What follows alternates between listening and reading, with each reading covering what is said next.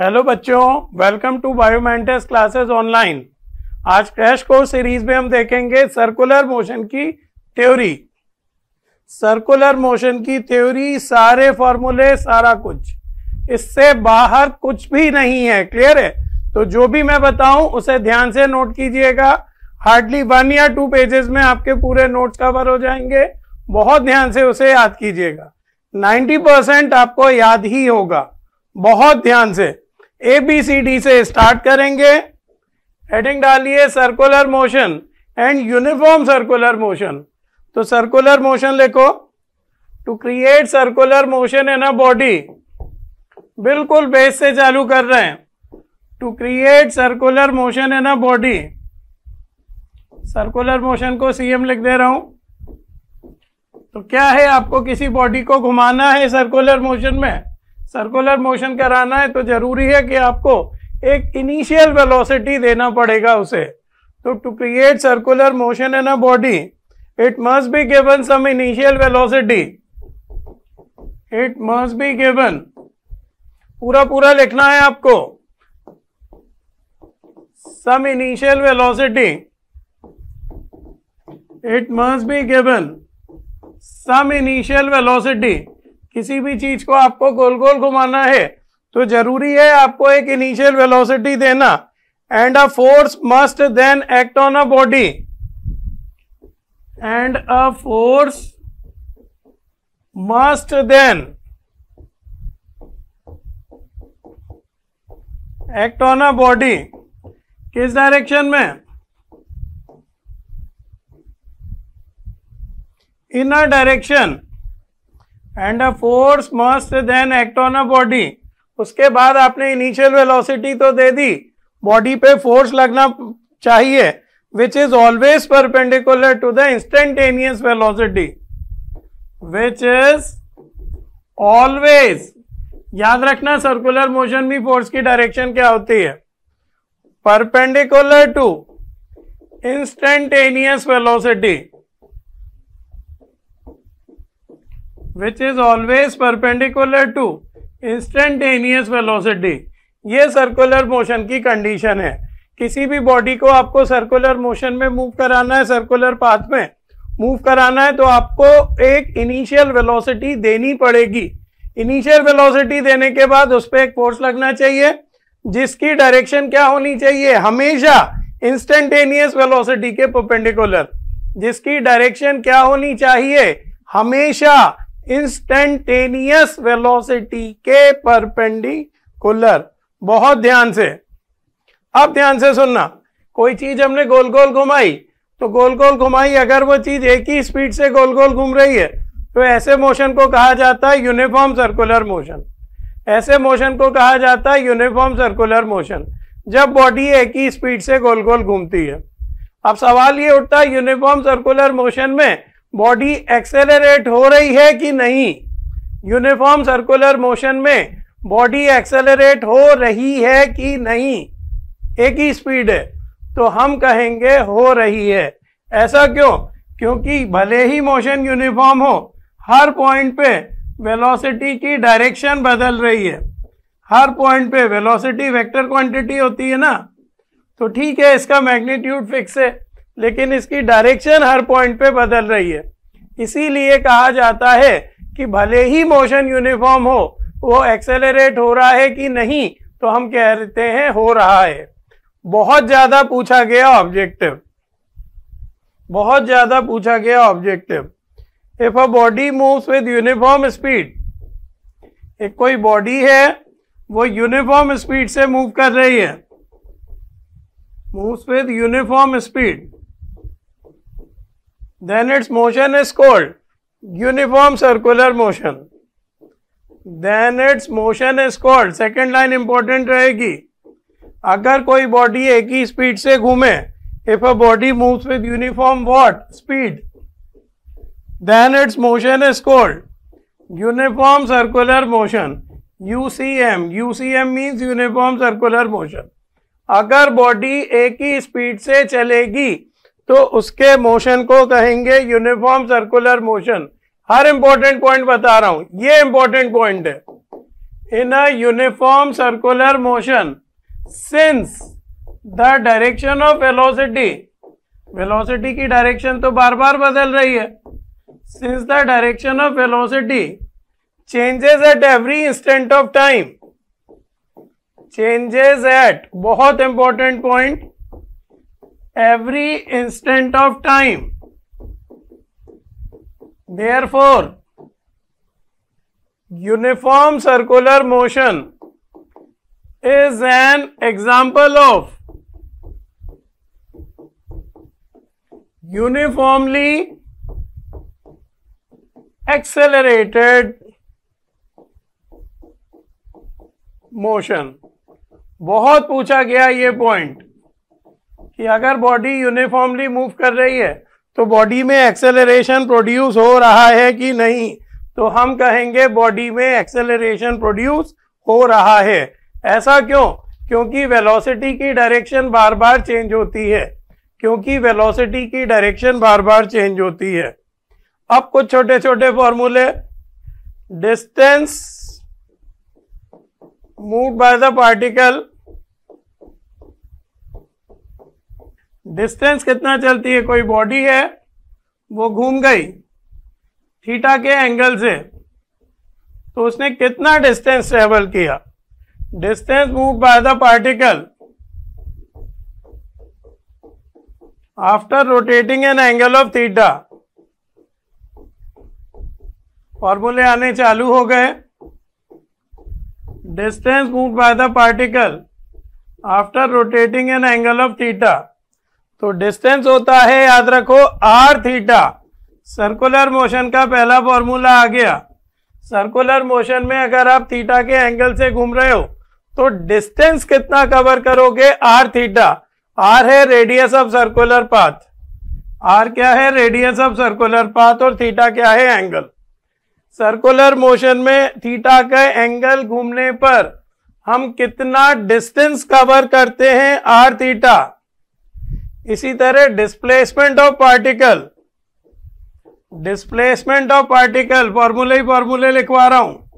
After rotating an angle of theta, after rotating an angle of theta, distance तो हो गया are theta, displacement कितना होगा, तो ये होता है डेल्टा आर से लिखते हैं डिस्प्लेसमेंट को 2r sign theta bye 2। Theta का एंगल अगर आप घूम रहे हो तो आपका डिस्प्लेसमेंट होगा 2r sign theta bye 2, distance होगा r थीटा, डिस्प्लेसमेंट होगा 2r sign theta bye 2, distance होगा r थीटा, डिस्प्लेसमेंट होगा 2r sign theta bye 2, distance होगा r थीटा पहला फॉर्मूला, डिस्प्लेसमेंट होगा 2r sign theta bye 2। Last में हम फॉर्मूले रिवाइज करेंगे। तो r थीटा पहला फॉर्मूला आ गया, 2r साइन थीटा बाय 2 दूसरा फॉर्मूला आ गया, एक फॉर्मूला और लिखो। Change in velocity after moving N angle of theta, change in velocity after moving N angle of theta, change in velocity after moving N angle of theta. तो displacement कितना था, 2r sign theta bye 2, इसी से मिलता जुलता formula है। Velocity में आने वाला चेंज होता है 2v sign theta bye 2, displacement कितना होता है 2r साइन थीटा बाय 2, और जबकि वेलोसिटी में आने वाला चेंज कितना होता है, थीटा के एंगल से घूम रहे हो तो 2v साइन थीटा बाय 2। ये सब आपको याद करना है। तो इंट्रोडक्टरी पार्ट में ही 3 फॉर्मूले आ गए। यूनिफॉर्म सर्कुलर मोशन को क्या कहा जाता है, यूनिफॉर्मली एक्सेलरेटेड मोशन, ये याद रखना है। डिस्टेंस कितना चलते हैं हम जब हम थीटा के एंगल से घूमते हैं तो आर थीटा, डिस्प्लेसमेंट कितना होता है 2r साइन थीटा बाय 2, और चेंज इन वेलोसिटी कितनी होती है 2v sign theta bye 2, change in velocity कितनी होती है 2v साइन थीटा बाय 2। 1.5 से 2 घंटे में पूरा सर्कुलर मोशन आपको याद होना चाहिए। क्लियर है? सिर्फ नोट ही नहीं करना, याद भी करना है। अपनी हैंडराइटिंग में लिखे नोट्स जल्दी याद होते हैं। पूरे लिखिए और याद करते चलिए, क्रैश कोर्स से अब पेंडिंग वर्क नहीं। चलिए अगली हेडिंग डालिए, एंगुलर डिस्प्लेसमेंट। गोल गोल हम घूम रहे हैं तो किसकी बात होगी? एंगुलर डिस्प्लेसमेंट की। किसी भी मोशन में तीन लोगों की बात होती है। सबसे पहला डिस्प्लेसमेंट, उसको डिफरेंशिएट करते हैं तो वेलोसिटी, उसको फिर से डिफरेंशिएट करते हैं तो एक्सेलरेशन। डिस्प्लेसमेंट आता है किसी भी मोशन में सबसे पहले, डिफरेंशिएशन के बाद आती है वेलोसिटी और फिर से डिफरेंशिएशन के बाद आता है एक्सेलरेशन। तो सेकेंड हेडिंग डालिए एंगुलर डिस्प्लेसमेंट। तो लिखो angle turn by the rotating body, angle turn by the rotating body with respect to some reference line, with respect to some reference line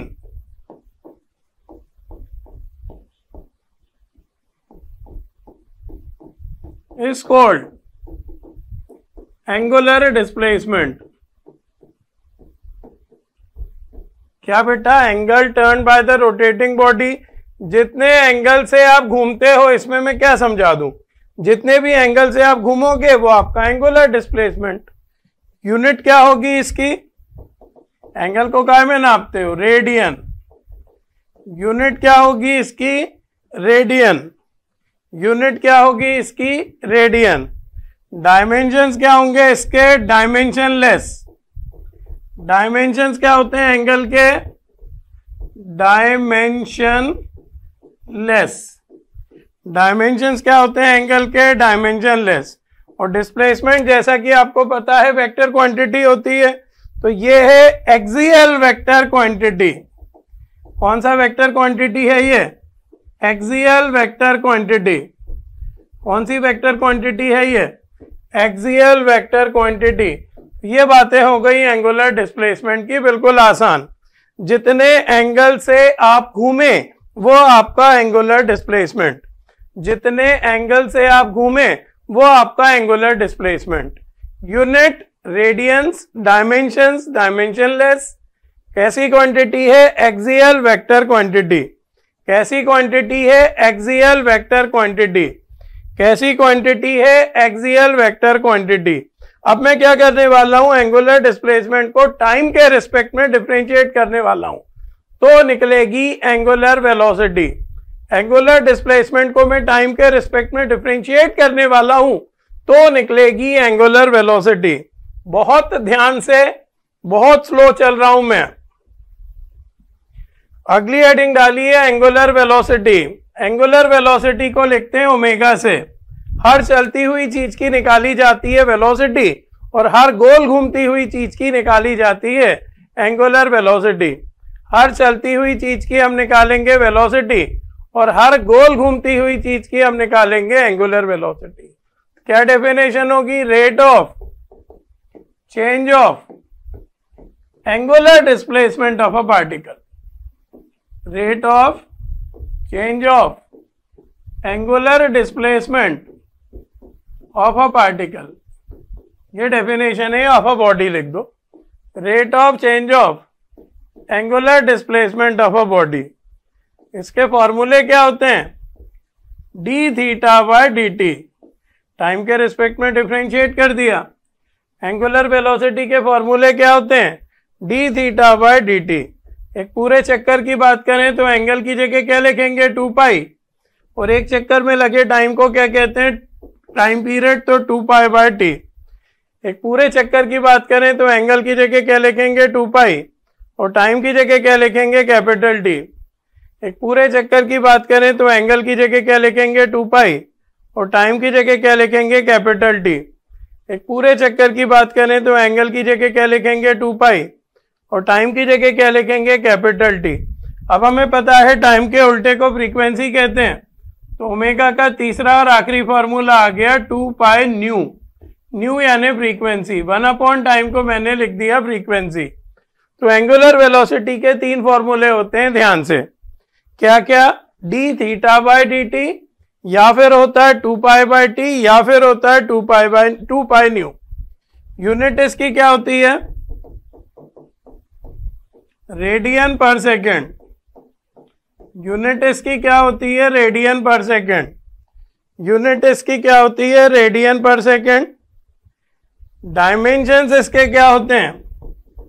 angle upon time है, तो angle के तो कुछ होते नहीं है, तो 1 अपॉन टाइम यानी t-1।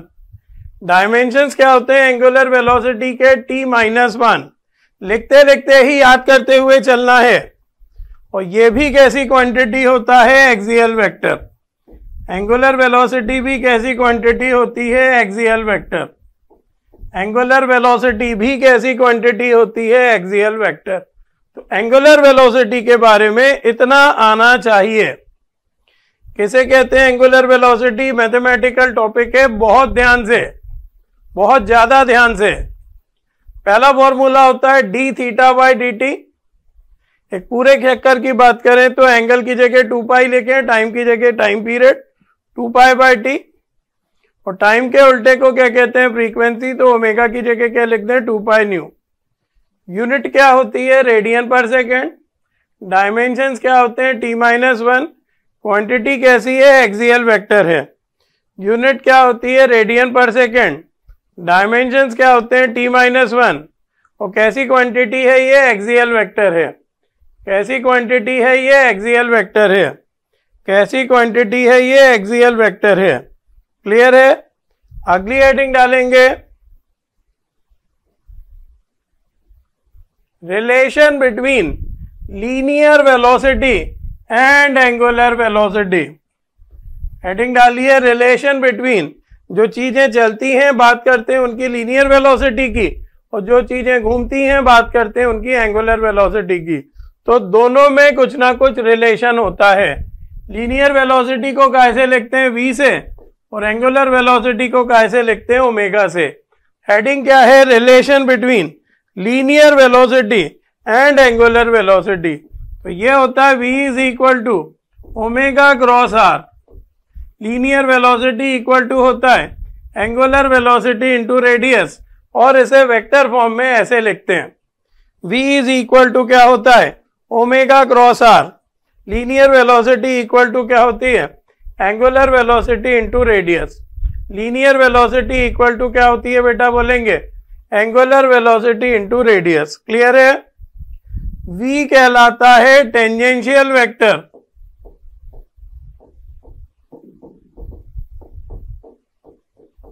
और ओमेगा तो अभी बताया, ओमेगा होता है एक्सियल वेक्टर। v होता है टेंजेंशियल वेक्टर और ओमेगा होता है एक्सियल वेक्टर। v होता है टेंजेंशियल वेक्टर, ओमेगा होता है एक्सियल वेक्टर। v होता है टेंजेंशियल वेक्टर, ओमेगा होता है एक्सियल वेक्टर। v होता है टेंजेंशियल वेक्टर, ओमेगा होता है axial vector.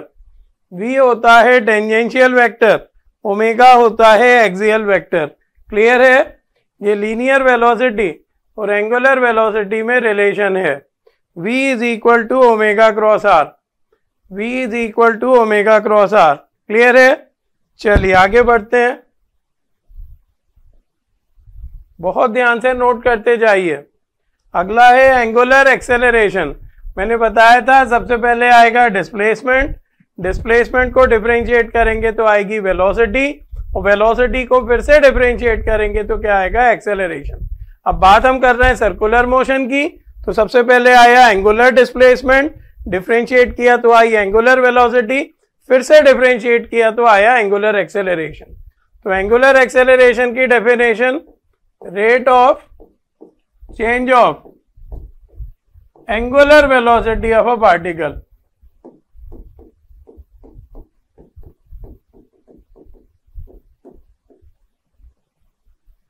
Rate of change of angular velocity of a body. Rate of change of angular velocity of a body, ये कहलाता है angular acceleration. Rate of change of angular velocity of a body, ये कहलाता है angular acceleration. Rate of change of angular velocity of a body, ये कहलाता है angular acceleration. इसे अल्फा से लिखते हैं। अल्फा का फॉर्मूला आ जाएगा D omega by d T. Alpha का फॉर्मूला आ जाएगा D omega by d T. Angular velocity को कैसे लिखते हैं? ओमेगा से। तो change in angular velocity upon time, इसको कहते हैं angular acceleration. Change in angular velocity upon time, बहुत ध्यान से नोट कीजिए, इसको कहते हैं एंगुलर एक्सेलरेशन। यूनिट इसकी क्या होती है? एक्सेलरेशन की होती है मीटर पर सेकेंड स्क्वायर, तो इसकी यूनिट होगी रेडियन पर सेकेंड स्क्वायर। यूनिट इसकी क्या होती है? रेडियन पर सेकेंड स्क्वायर। डायमेंशंस इसके क्या होते हैं? एंगल के तो कोई यूनिट ये होता नहीं है या डायमेंशन, तो 1/t² यानी t-2। यूनिट इसकी क्या होती है? रेडियन पर सेकेंड स्क्वायर। और डायमेंशंस इसके क्या होते हैं? t-2। यूनिट इसकी क्या होती है? रेडियन पर सेकेंड स्क्वायर। और डायमेंशंस इसके क्या होते हैं? t-2। यूनिट इसकी क्या होती है? रेडियन पर सेकेंड स्क्वायर। डायमेंशंस इसके क्या होते हैं? t-2। और ये भी एक्सियल वेक्टर होता है, ये भी एक्सियल वेक्टर होता है, ये भी एक्सियल वेक्टर होता है। एंगुलर वेलोसिटी भी एक्सियल वेक्टर, एंगुलर एक्सेलरेशन भी एक्सियल वेक्टर। एंगुलर वेलोसिटी भी एक्सियल वेक्टर, एंगुलर एक्सेलरेशन भी एक्सियल वेक्टर। जल्दी से पढ़िए, आगे बढ़ेंगे। Rate of change of angular velocity कहलाता है angular acceleration. Formula D omega by d T, unit radian पर सेकेंड स्क्वायर, डायमेंशंस t-2। कैसी क्वांटिटी है ये? Axial vector. कैसी क्वांटिटी है ये? Axial vector. क्लियर है? तो बात हो गई एंगुलर डिस्प्लेसमेंट की, एंगुलर वेलोसिटी की और एंगुलर एक्सेलरेशन की। ये आर्टिकल कंप्लीट होने वाला है, ध्यान से। अगली हेडिंग डालेंगे relation between linear acceleration. Simple acceleration को हम कैसे लिखते हैं? ए से, एंड एंगुलर एक्सेलरेशन ब्रैकेट में अल्फा। लीनियर एक्सेलरेशन और एंगुलर एक्सेलरेशन में रिलेशन। लीनियर एक्सेलरेशन को कैसे लिखते हैं? ए से, और एंगुलर एक्सेलरेशन को कैसे लिखते हैं? अल्फा से। बिल्कुल सिस्टमैटिक नोट्स हैं जिसे आपको याद करते हुए आगे बढ़ना है। तो ये रिलेशन होता है A is equal to alpha cross R. ये रिलेशन होता है, वेक्टर फॉर्म में ही लिखो, A is equal to alpha cross R. Alpha और आर के क्रॉस प्रोडक्ट जो है वो एक्सेलरेशन के बराबर होता है। सिंपल भाषा में इसे कहूं तो मैं कहूंगा linear acceleration equal to angular acceleration into radius of circular path. क्या कहूंगा? Linear acceleration equal to angular acceleration into radius of circular path. ध्यान से, ए इज इक्वल टू क्या आ गया? Alpha cross r. A is equal to क्या आ गया? Alpha cross r. A is equal to क्या आ गया बेटा? बोलेंगे अल्फा क्रॉस आर। क्लियर है? चलिए आगे बढ़ते हैं।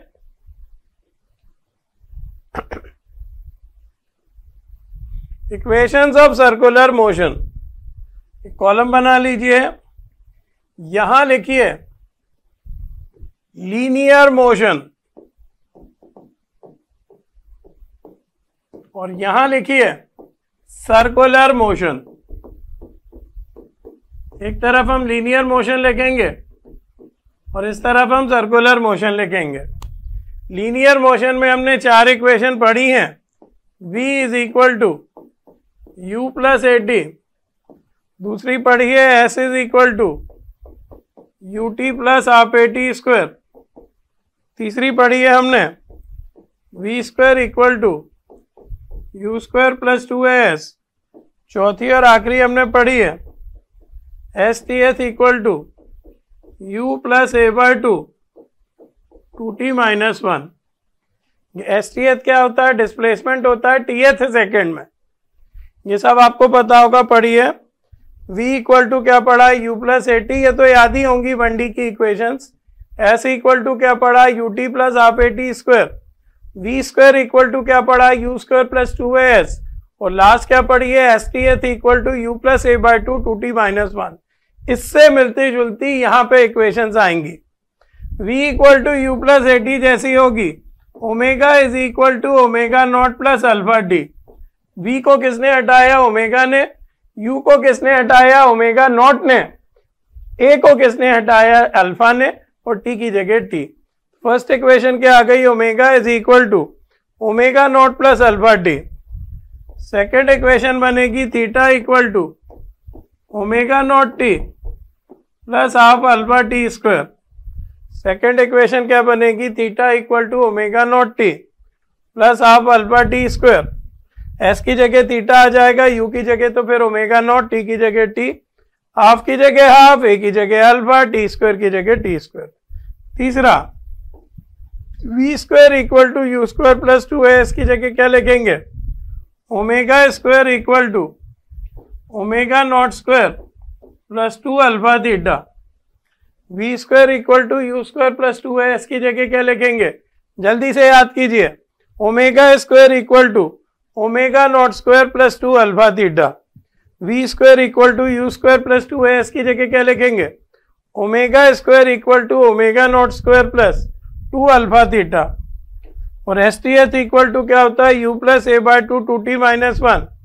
तो theta T H equal to क्या आ जाएगा, यू की जगह omega naught plus A by two की जगह alpha by two, 2t minus 1 की जगह 2t माइनस 1। ये होती हैं 4 इक्वेशंस।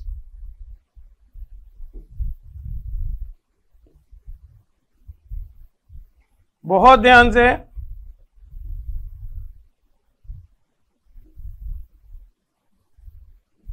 फर्स्ट इक्वेशन क्या होती है, omega equal to omega naught plus alpha t. Second क्या होती है, theta equal to omega naught T plus half alpha T square. Third क्या होती है, omega square equal to omega naught square plus 2 alpha theta. Last क्या होती है, theta T H equal to omega naught plus alpha by two 2t minus 1। सबका meaning मैं लिख देता हूं। ओमेगा नॉट क्या होगी, initial angular velocity, initial angular velocity. Omega क्या है, फाइनल एंगुलर वेलोसिटी, है ना, सब आपको पता है। टी टाइम है, अल्फा एंगुलर एक्सेलरेशन है, एंगुलर एक्सेलरेशन। थीटा क्या है, angular displacement after time T, angular displacement after time T. और थीटा टी एच क्या है, एंगुलर डिस्प्लेसमेंट इन टीएथ सेकेंड। जैसे आपको 5 सेकेंड बाद एंगुलर डिस्प्लेसमेंट निकालना है तो आप सेकेंड फॉर्मूला यूज करोगे, और 5th सेकेंड में आपको एंगुलर डिस्प्लेसमेंट निकालना है तो आप लास्ट फॉर्मूला यूज करोगे, theta T H equal to omega naught plus alpha by two 2t minus 1। तो ओमेगा नॉट क्या है बेटा, इनिशियल एंगुलर वेलोसिटी, ओमेगा क्या है फाइनल एंगुलर वेलोसिटी, अल्फा क्या है एंगुलर एक्सेलरेशन, टी क्या है टाइम, थीटा क्या है डिस्प्लेसमेंट टी सेकंड के बाद, थीटा टी एच क्या है डिस्प्लेसमेंट टीएथ सेकंड के बाद, थीटा टी एच क्या है डिस्प्लेसमेंट टीएथ सेकंड के बाद, थीटा टी एच क्या है डिस्प्लेसमेंट टीएथ सेकंड के बाद।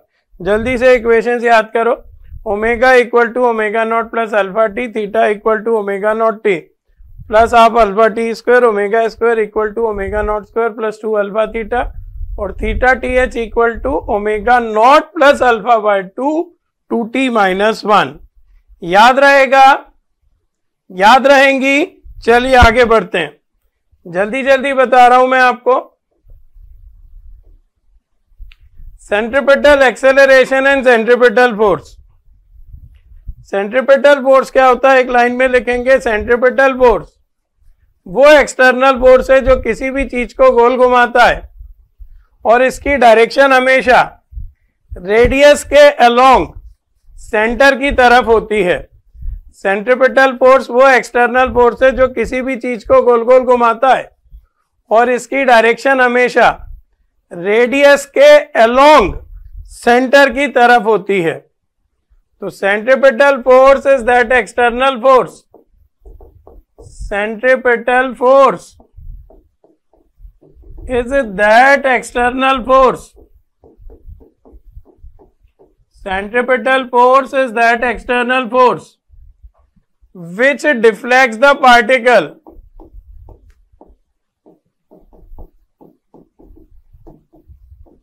from its linear path, from its linear path जो पार्टिकल को लीनियर पाथ से डिफ्लेक्ट करेगा to make it move round the circle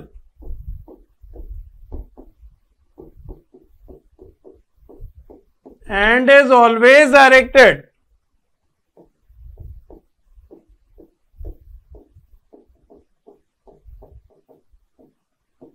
radially inwards. Direction ध्यान रखना है इसकी, रेडियली इनवर्ड्स। यह है सेंट्रीपिटल फोर्स, ध्यान रखना है, इसमें बहुत सारी चीजें छुपी हैं। डायरेक्शन सबसे इंपॉर्टेंट, कहाँ? रेडियस के अलोंग सेंटर की तरफ। सेंट्रीपिटल का मतलब ही होता है सेंट्रल सीकिंग।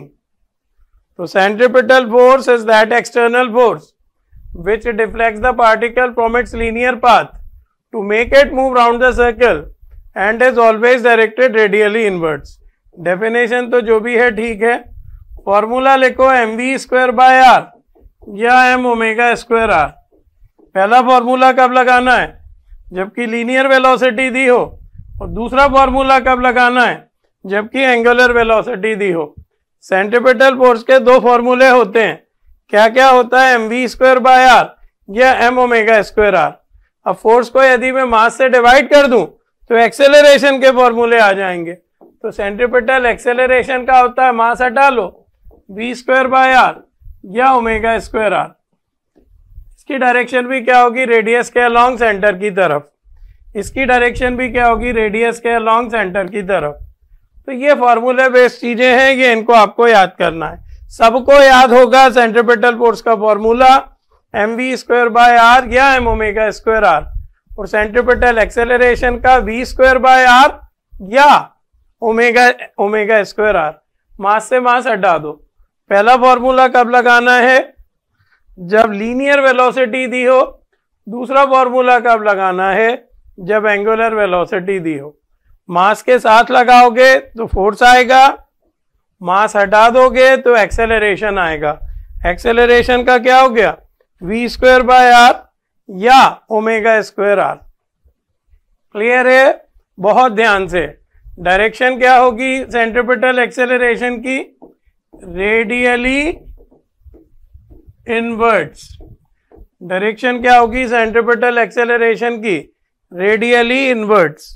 डायरेक्शन क्या होगी सेंट्रीपिटल एक्सेलरेशन की? Radially inwards. क्लियर है? चलिए आगे बढ़ते हैं। Acceleration in non uniform circular motion. अब कोई बॉडी है, वो सर्कुलर मोशन तो कर रही है लेकिन नॉन यूनिफॉर्म, यानी वो गोल भी घूम रही है प्लस एक्सेलरेट भी हो रही है, मतलब उसकी स्पीड भी बढ़ रही है। तो नॉन यूनिफॉर्म सर्कुलर मोशन है। तो नॉन यूनिफॉर्म सर्कुलर मोशन में दो एक्सेलरेशन काम करेंगे। एक तो सेंट्रीपिटल एक्सेलरेशन, इसको हम AC से लिखते हैं, ये होता है v²/r, और डायरेक्शन क्या होती है? Radially inwards. डायरेक्शन क्या होती है? Radially inwards. और क्योंकि नॉन यूनिफॉर्म सर्कुलर मोशन है तो एक और सिंपल एक्सेलरेशन भी काम करेगा, जिसे कहते हैं टेंजेंशियल एक्सेलरेशन। इसके नाम में ही छुपा है ये किस डायरेक्शन में काम करता है। इसको AT से लिखते हैं, तो ये होता है α/r। इसकी डायरेक्शन क्या होगी? टेंजेंशियल में, टेंजेंशियली काम करेगा ये। कुल मिला के अगर body non uniform circular motion कर रही है तो उस पर एक की बजाय दो एक्सेलरेशन होंगे उसके। एक होगा सेंट्रीपिटल एक्सेलरेशन v²/r, ये किस डायरेक्शन में काम करेगा? Radially inwards. और एक होगा टेंजेंशियल एक्सेलरेशन α/r, ये काम करेगा टेंजेंशियली। तो नेट एक्सेलरेशन कैसे निकालेंगे? पाइथागोरस थ्योरम से। नेट एक्सेलरेशन कैसे निकालेंगे? पाइथागोरस थ्योरम से। नेट एक्सेलरेशन कैसे निकालेंगे, है ना? एक रेडियस के अलोंग काम कर रहा है AC, एक टेंजेंशियल है AT, दोनों के बीच का एंगल 90 डिग्री है। तो नेट एक्सेलरेशन कैसे निकलेगा? नेट एक्सेलरेशन निकलेगा पाइथागोरस थ्योरम से। नेट एक्सेलरेशन कैसे निकलेगा? नेट एक्सेलरेशन निकलेगा पाइथागोरस थ्योरम से। आगे लिखो angle between velocity and acceleration. Velocity तो ऐसे ही होगी और नेट एक्सेलरेशन इधर कहीं जाएगा। नेट एक्सेलरेशन किधर जाएगा, दोनों का रिजल्टेंट अगर मैं ड्रॉ करूं तो ऐसा कुछ है ना, ये ए नेट है, मान लेते हैं कि ये इसके साथ थीटा एंगल बना रहा है, तो टेन थीटा क्या होता है, परपेंडिकुलर बाय बेस, तो हो जाएगा ए सी बाय 80। फिगर बना देते हैं, फिगर बना देते हैं हम। इस तरफ कौन काम कर रहा है, ए सी, इस तरफ कौन काम कर रहा है, 80, है ना। ये है नेट एक्सेलरेशन, ये है नेट एक्सेलरेशन। ये थीटा का एंगल बना रहा है किसके साथ, किसके साथ, मान लो यहां टेंजेंट के साथ, ऊपर वाले एंगल को थीटा कह रहा हूं, इसको नहीं लिख लेंगे अभी किसके साथ एंगल बन रहा है। तो टेन थीटा लगाएंगे तो ए सी बाय 80 आएगा। तो लिखो angle between velocity and acceleration, angle between velocity, ऐसा बना लो, ये ऐसे बॉडी नीचे घूम रही है तो ये ऐसे, दोनों की डायरेक्शन सेम हो गई, तो नेट एक्सेलरेशन की डायरेक्शन क्या होगी, ऐसी, है ना। ये एंगल थीटा है। अच्छा, इसी डायरेक्शन में वेलोसिटी होता है, तो angle between velocity and acceleration, angle between velocity and acceleration, तो टेन थीटा लगा दो, tan theta is a c by 80। Tan theta क्या आ जाएगा दिख रहा हो तो a c by 80 perpendicular by base. तो ये फॉर्मूला भी ध्यान रखो, टेन थीटा इक्वल टू क्या होता है, ए सी बाय 80। ये थीटा क्या है, angle between velocity and net acceleration. ये थीटा क्या है बेटा, बोलेंगे angle between velocity and net acceleration. ये थीटा क्या है, angle between velocity and net acceleration. ये थीटा क्या है, angle between velocity and net acceleration. ये थीटा क्या है, angle between velocity and net acceleration. Clear है। देख लीजिए बातें किसकी हो रही थी, नॉन यूनिफॉर्म सर्कुलर मोशन की। बातें किसकी हो रही थी, नॉन यूनिफॉर्म सर्कुलर मोशन की। नॉन यूनिफॉर्म सर्कुलर मोशन में दो एक्सेलरेशन काम करेंगे, एक काम करेगा centripetal v square by R, एक काम करेगा टेंजेंशियल अल्फा आर। तो नेट एक्सेलरेशन कैसे निकालें, पाइथागोरस थ्योरम से। a इक्वल टू क्या आ गया, रूट में A C square plus A T square. A equal to क्या आ गया, रूट के अंदर A C square plus A T square. अच्छा, डायरेक्शन क्या आ गई, टेन थीटा बराबर ए सी बाय 80। ये थीटा क्या है, एंगल है वेलोसिटी और एक्सेलरेशन के बीच का। ये थीटा क्या है, एंगल है वेलोसिटी और एक्सेलरेशन के बीच का। बहुत ध्यान से, मैं स्लाइड्स बना के बिल्कुल नहीं लाता हूं, आप समझिए, ये आप में देर तक दिमाग में रहेगा। खुद के नोट्स बनाइए। अगला देखिए, bending of cyclist. Bending of cyclist, मोड़ पे क्या होता है, साइक्लिस्ट जो है वर्टिकल के साथ कुछ एंगल बनाता हुआ झुक जाता है। ये जो थीटा लिया है देखो किसके साथ लिया है, वर्टिकल के। तो लिख दे रहा हूं थोड़ा सा जिससे याद रहे, in order to take a safe turn. क्यों मुड़ा, जिससे सेफ टर्निंग हो पाए उसकी। और cyclist bends a little from its vertical position, from its vertical position। किससे एंगल बनता है, वर्टिकल पोजीशन से। किससे थीटा एंगल हम लेंगे, वर्टिकल से लेंगे, ये ध्यान रखना। जो भी थीटा आएगा वो किससे आएगा, वर्टिकल से। तो बड़ा आसान है। देखो साइक्लिस्ट जब ऐसा है, मैं अलग पेज पे एक्सप्लेन कर देता हूं अपनी फिगर से। ये साइक्लिस्ट है, दूसरे पेन से बना देता हूं। अब देखो कॉपी में तो पिछली स्लाइड में साइकिल भी बनी है, आदमी भी बना है, तो हमें ये सब नहीं याद रखना है। ये साइक्लिस्ट है, ये थीटा का एंगल बना रहा है नॉर्मल के साथ। साइक्लिस्ट का वेट कहाँ काम करेगा, नीचे। नॉर्मल रिएक्शन देखो, साइक्लिस्ट यहाँ पे लगा रहा है ग्राउंड पे फोर्स, तो नॉर्मल रिएक्शन इस डायरेक्शन में काम करेगा। नॉर्मल रिएक्शन को मैं आर से लिख रहा हूं। जब ये एंगल थीटा है तो ये भी थीटा हो जाएगा।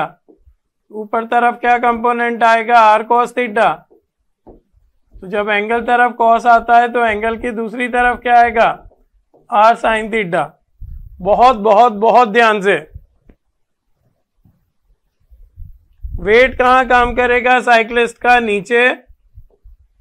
नॉर्मल रिएक्शन ऐसे, नॉर्मल रिएक्शन के दो टुकड़े कर लिए। तो एंगल तरफ क्या टुकड़ा है, आर कॉस थीटा, और एंगल की दूसरी तरफ क्या टुकड़ा है, आर साइन थीटा।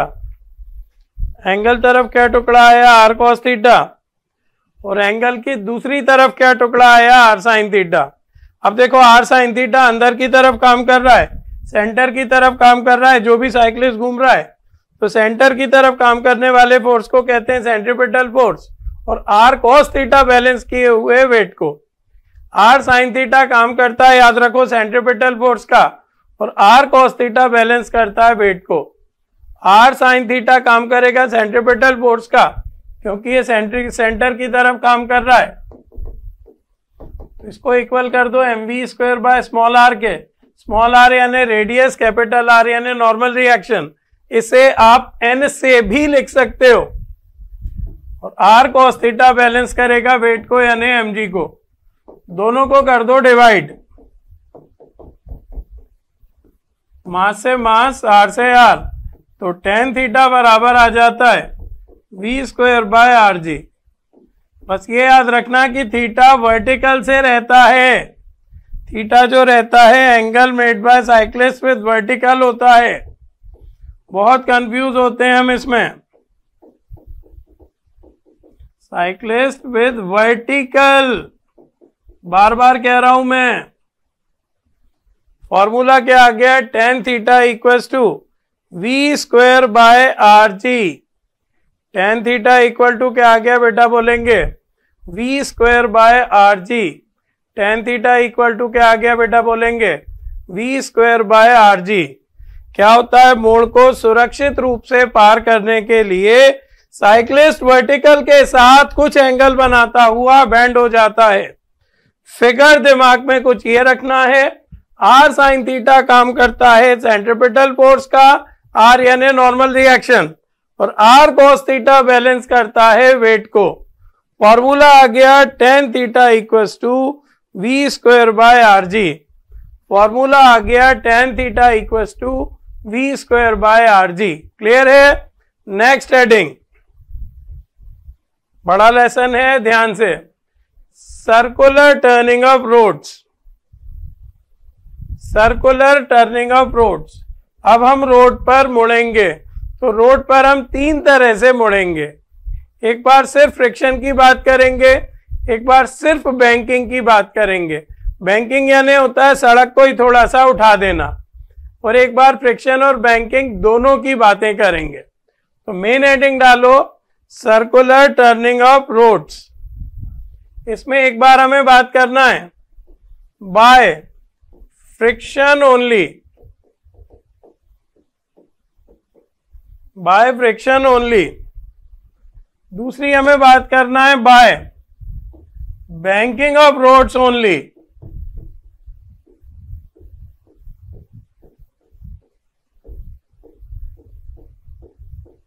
पहला क्या है, बाय फ्रिक्शन ओनली।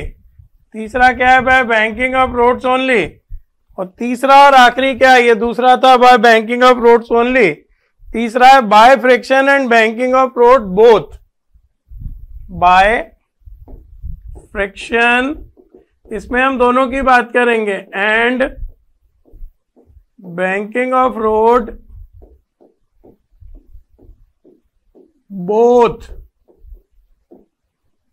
एक एक केस को हम देखना है।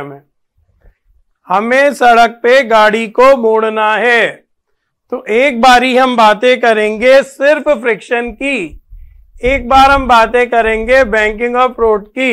ये बैंकिंग ऑफ रोड क्या होता है, मैं लिख देता हूं कि सड़क के बाहरी सिरे को थोड़ा सा उठा दिया जाता है, सड़क टेढ़ी बनाई जाती है। क्यों, जिससे गाड़ी ना फिसले। लिख देता हूं, in order to avoid, banking का मतलब लिख रहा हूं, होप आप सब जानते होंगे लेकिन नोट्स में रहना चाहिए। In order to avoid skidding of vehicles, short में लिख रहा हूं, round the circular track,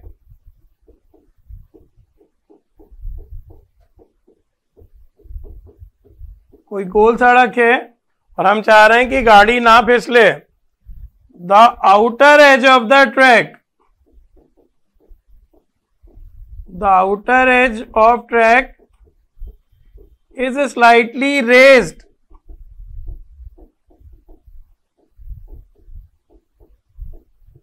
above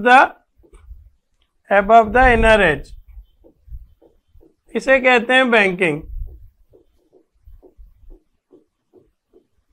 हम चाहते हैं कि मुड़ते टाइम गाड़ी नहीं फिसले, तो इसके लिए हम क्या करते हैं, सड़क के बाहरी किनारे को अंदर वाले के रिस्पेक्ट में कुछ उठा देते हैं। हम चाहते हैं कि मोड़ पर गाड़ी ना फिसले, इसके लिए हम क्या करते हैं, सड़क के बाहरी किनारे को अंदर वाले एज के रिस्पेक्ट में थोड़ा उठा देते हैं। एक बार मुझे बात करना है केवल फ्रिक्शन की, एक बार मुझे बात करना है केवल बैंकिंग की, और एक बार मुझे बात करना है फ्रिक्शन और बैंकिंग दोनों की। सिस्टमेटिक तरीके से याद कीजिएगा, मोड़ को हमें सेफली टर्न पार करना है। तो एक बार ही हम बात करेंगे केवल फ्रिक्शन की, एक बार ही हम बात करेंगे केवल बैंकिंग की, और एक बार ही हम बात करेंगे फ्रिक्शन और बैंकिंग दोनों की। चलिए एक एक हेडिंग ले रहा हूं। बाय फ्रिक्शन ओनली, ये गाड़ी बनी हुई है, ये फ्रिक्शन की वजह से मुड़ रही है। बाय फ्रिक्शन ओनली, तो for safe turn without skidding, हम चाहेंगे कि सेफली टर्न हो जाए। For safe turn without skidding, for safe turn without skidding, frictional force ज्यादा होना चाहिए, तो ये लिख लो mv²/r, यानी बात हो रही है सेंट्रीपिटल फोर्स की, ये लेस देन और इक्वल टू होना चाहिए μmg के, μmg यानी फ्रिक्शनल फोर्स के। गाड़ी बिना फिसले कब क्रॉस कर पाएगी रोड को, जबकि सेंट्रीपिटल फोर्स लेस देन या इक्वल हो फ्रिक्शनल फोर्स के। ये मैंने क्या किया है, एफ सेंट्रीपिटल को लेस देन और इक्वल किया है एफ फ्रिक्शनल से। ये मैंने क्या किया है, इसकी बातें कब है, केवल जब फ्रिक्शन की बातें हो। तो मैंने क्या किया, एफ सेंट्रीपिटल को लेस देन और इक्वल किया है एफ फ्रिक्शन से। फ्रिक्शन गाड़ी को नहीं स्किड होने देगा, फ्रिक्शन बड़ा होना चाहिए सेंट्रीपिटल फोर्स से, या ज्यादा इक्वल होना चाहिए। फ्रिक्शन गाड़ी को फिसलने से रोक देगा। तो केवल अगर फ्रिक्शन की बात हो तो सेंट्रीपिटल फोर्स को लेस देन और इक्वल टू कर दो फ्रिक्शनल फोर्स के। केवल अगर फ्रिक्शन की बात हो तो सेंट्रीपिटल फोर्स को अब याद करते हुए चलना, जैसे जैसे हम आगे जाएंगे अब चीजें टफ होंगी। तो क्या सेंट्रीपिटल फोर्स को लेस देन और इक्वल कर दो किसके, फ्रिक्शनल फोर्स के, याद रहेगा। चलिए सेकंड केस देखिए, जिसमें हम केवल बैंकिंग की बात करेंगे। बैंकिंग क्या होती है मैं एक्सप्लेन कर चुका हूं, सड़क के बाहरी सिरे को थोड़ा सा उठा देते हैं। फिगर बना दे रहा हूं, यहां कुछ ऐसी सड़क बनाई है अपन ने और ये गाड़ी खड़ी है, ज्यादा इसमें कंफ्यूज नहीं होना। ये एच मान लेते हैं, ये थीटा मान लेते हैं, और ये ट्रैक लेंथ एल मान लेते हैं। तो इसमें केवल जब हम बैंकिंग की बात करेंगे और गाड़ी की बात करेंगे, केवल बैंकिंग ऑफ फ्रिक्शन की बात नहीं करना, तो इसमें साइक्लिस्ट वाला ही फॉर्मूला लगेगा, tan थीटा बराबर v²/rg। tan थीटा बराबर, याद रखो साइक्लिस्ट और बैंकिंग का फॉर्मूला एक ही होता है, साइक्लिस्ट और बैंकिंग का फॉर्मूला एक ही होता है, आएगा वैसे ही ये नॉर्मल रिएक्शन है, ये वेट है, ये वेट है। नॉर्मल रिएक्शन को तोड़ दो, इस तरफ आ जाएगा r cos थीटा और इस तरफ आ जाएगा r sin थीटा। देख लीजिए, नॉर्मल रिएक्शन सरफेस के 90 डिग्री पर, ये वेट और ये r cos थीटा, ये r sin थीटा। तो r sin थीटा काम करेगा सेंट्रीपिटल फोर्स का mv² बाय r। सेम वही साइक्लिस्ट की इक्वेशन बन गई। r cos थीटा बैलेंस करेगा वेट को, दोनों को डिवाइड कर दो तो ये फॉर्मूला आ जाएगा tan theta equal to v² by rg। Same यही फॉर्मूला बेंडिंग ऑफ साइक्लिस्ट में आया था, tan theta equal to v² by rg। Same यही फॉर्मूला बेंडिंग ऑफ साइक्लिस्ट में आया था। क्लियर है? अब इसी एक काम और करो, ये जो नीचे ट्रायंगल बन रहा है इसमें भी tan थीटा लगा दो। ये जो नीचे ट्रायंगल बन रहा है तो इक्वल टू हो जाएगा tan थीटा लगाया, perpendicular by base h by l। h क्या है याद रखो, हाइट ऑफ बैंकिंग है कि कितनी आपने सड़क को उठाया, और l क्या है, length of the track. l क्या है, लेंथ ऑफ ट्रैक। ध्यान से देखिए, r sin थीटा काम करेगा सेंट्रीपिटल फोर्स का। ये कब की बातें हो रही हैं, जब हम गाड़ी को फिसलने से बचा रहे हैं बैंकिंग की हेल्प से। अगले केस में हम दोनों की बातें करेंगे, फ्रिक्शन की भी बैंकिंग की भी। अगले केस में हम दोनों की बातें करेंगे, फ्रिक्शन की भी और बैंकिंग की भी। अगले केस में हम दोनों की बातें करेंगे, फ्रिक्शन की भी और बैंकिंग की भी। अभी देखिए, r sin theta centripetal force का काम कर रहा है, यानी mv² बाय r का, और r cos थीटा वेट को बैलेंस किए है, यानी mg। डिवाइड कर दें तो tan theta equals to v² by rg या h बाय l। h क्या है, बैंकिंग की हाइट है, और l क्या है, ट्रैक लेंथ है। क्लियर है? अब तीसरे में फॉर्मूले थोड़े कॉम्प्लेक्स हैं, बहुत ध्यान से लिखिएगा। अब हम फ्रिक्शन और बैंकिंग दोनों की बातें कर रहे हैं। अब हम फ्रिक्शन और बैंकिंग दोनों की हेल्प से गाड़ी को स्किड होने से रोक रहे हैं। तो इसमें आपको दो फॉर्मूले याद रखने पड़ेंगे, एक मिनिमम का, v मिनिमम का, ये होता है रूट में rg। रूट में क्या होता है, rg। स्मॉल r लिख दो, स्मॉल r यानी रेडियस, क्योंकि कैपिटल R से हमने नॉर्मल रिएक्शन को लिखा है। रूट में rg, ब्रैकेट में tan theta minus mu upon 1 plus mu tan theta. tan theta minus mu upon 1 plus mu tan theta. ये मिनिमम वेलोसिटी है जो आपको ट्रैक पे फिसलने से बचाएगी। और मैक्स वेलोसिटी क्या होगी, v मैक्सिमम। ऊपर वाले को प्लस कर दो और नीचे वाले को माइनस कर दो, यानी प्लस माइनस इंटरचेंज कर दो। तो v मैक्स होता है rg, न्यूमरेटर बढ़ा दो, tan theta plus mu upon 1 minus mu tan theta.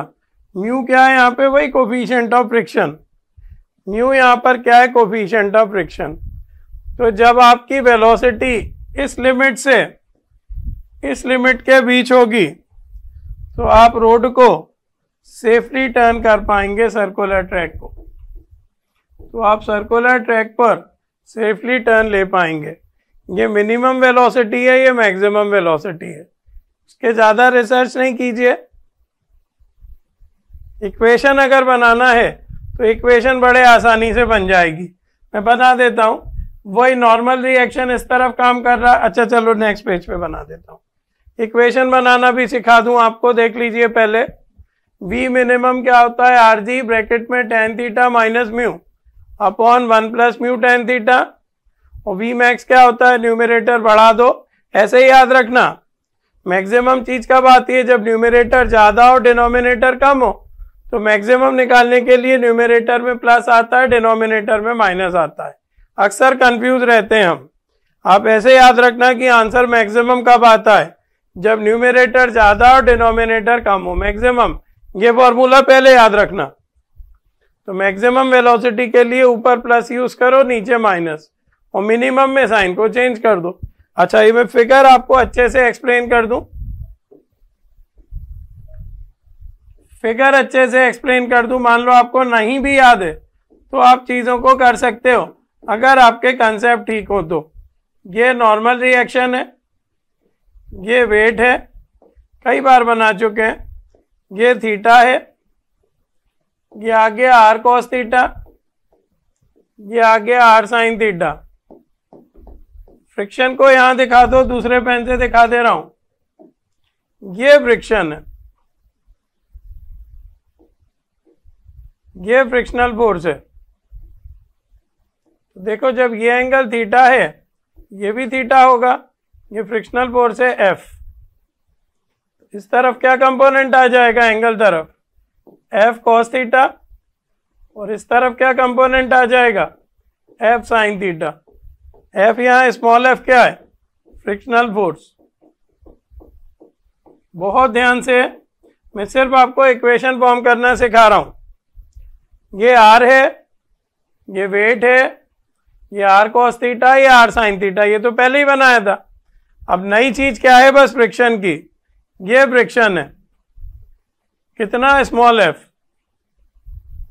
कितना है फ्रिक्शन, स्मॉल एफ। एंगल तरफ क्या कंपोनेंट आएगा, एफ कॉस थीटा, और एंगल के दूसरी तरफ क्या कंपोनेंट आएगा, नीचे की तरफ, एफ साइन थीटा। अब ध्यान से देखो, मुझे बताओ कैसे कैसे इक्वेशन बनेगी। ये और ये दिख रहा हो तो इस तरफ काम कर रहे हैं, अंदर की तरफ काम कर रहे हैं, ये दोनों, तो ये दोनों काम करेंगे सेंट्रीपिटल फोर्स का। तो r sine theta plus f cos theta, इसको इक्वल कर दो m we square by r के, सेंट्रीपिटल फोर्स के। अब ध्यान से सुनना, ये और ये दोनों नीचे काम कर रहे हैं और आर कॉस थीटा ऊपर काम कर रहा है। तो f plus M g, f sine theta, बल्कि एफ तो इधर है, एफ को मैं मिटा के इधर बना देता हूं।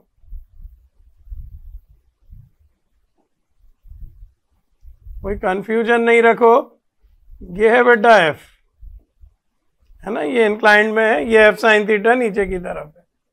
हाँ, तो f sine theta plus M g is equal to कर दो are cos theta.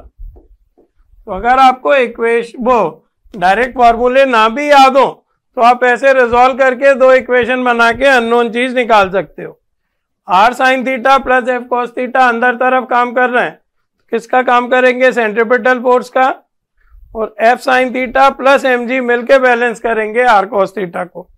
F sine theta plus M g मिलके बैलेंस करेंगे आर कॉस थीटा को। F sine theta plus M g मिलकर बैलेंस करेंगे आर कॉस थीटा को। Clear है, बिल्कुल क्लियर है, बिल्कुल क्लियर है। चलिए आगे बढ़ते हैं।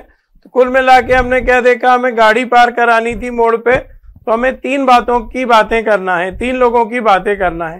पहली बार बात करना है सिर्फ फ्रिक्शन की, दूसरी बार बात करना है सिर्फ बैंकिंग की, और तीसरी बार बात करना है फ्रिक्शन और बैंकिंग दोनों की।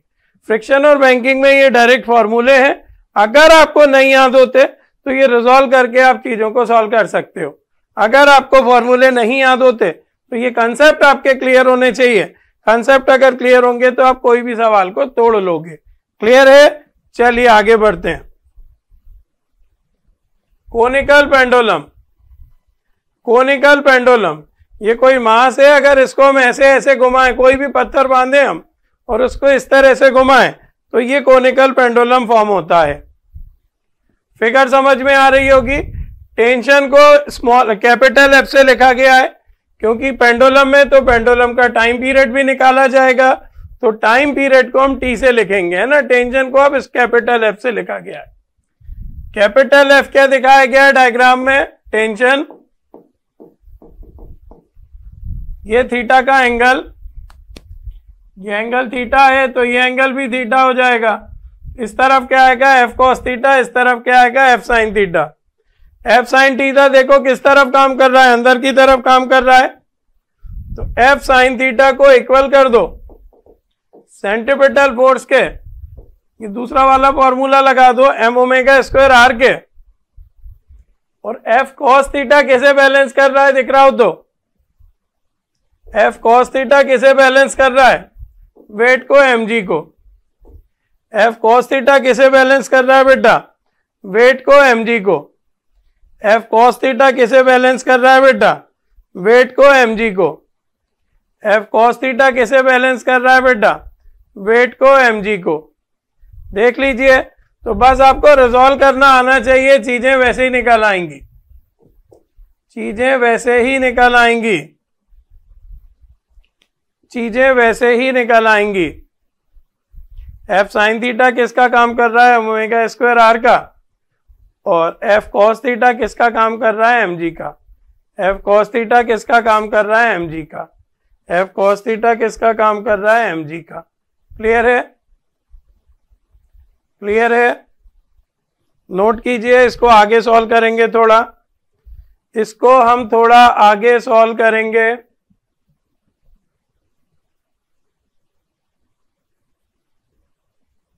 अब आप क्या करिए, ध्यान से देखो, ये r क्या है, ये r क्या है, ये रेडियस है, यहां से यहां तक के डिस्टेंस को हमने r नाम दिया है।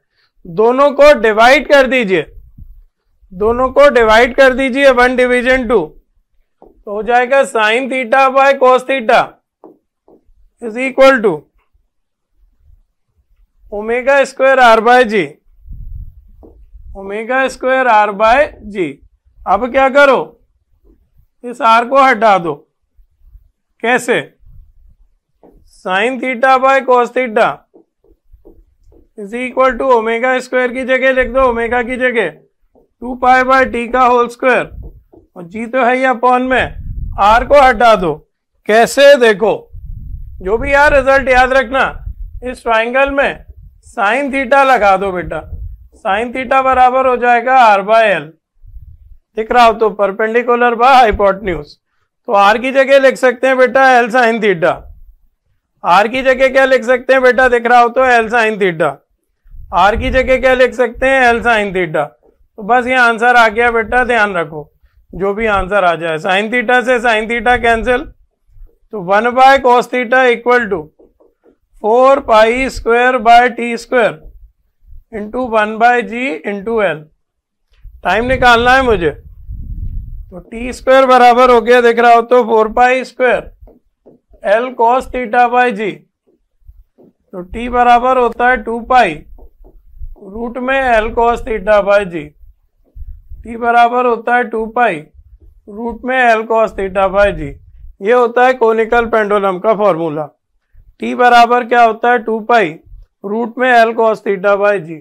चाहो तो रिजॉल्व करके निकाल लो, चाहो तो डायरेक्टली याद कर लो, चाहो तो रिजॉल्व करके निकाल लो, चाहो तो डायरेक्टली याद कर लो, चाहो तो रिजॉल्व करके निकाल लो, चाहो तो डायरेक्टली याद कर लो, बड़ा आसान है। एफ साइन थीटा क्योंकि अंदर की तरफ काम कर रहा है तो काम करेगा सेंट्रीपिटल फोर्स का, और एफ कॉस थीटा बैलेंस करेगा, वेट को डिवाइड कर दिया, स्मॉल आर की जगह, स्मॉल आर की जगह क्या लिख दिया, एल साइन थीटा, ओमेगा की जगह क्या लिख दिया 2 पाई बाय टी, और टाइम के लिए सॉल्व किया। याद रखिए कोनिकल पेंडुलम का टाइम पीरियड 2 पाई रूट में L cos theta by G, conical pendulum का time period T equals to 2 pi root में L cos theta by G. Clear है, चलिए आगे बढ़ते जाएंगे, जैसे जैसे आगे बढ़ेंगे चीजें होंगी टफ। डेथ वेल और रोटर, इसे हिंदी में कहा जाता है मौत का कुआं। बिल्कुल एक लाइन में डायग्राम बनाना सीखिए, मौत का कुआं बना हुआ है कुछ कुछ। तो मौत के कुएं में आपने देखा होगा लोग गाड़ी ड्राइव करते हैं, तो सेंट्रीपिटल फोर्स अलग से बना देता हूं, अलग से बना देता हूं। डेथ वेल में क्या होता है, जो भी ऑब्जेक्ट है, ये एक्सिस है, बस मेन यही है, फिगर याद रखो, इसमें जो m we square by r है वो सेंटर की तरफ काम करेगा।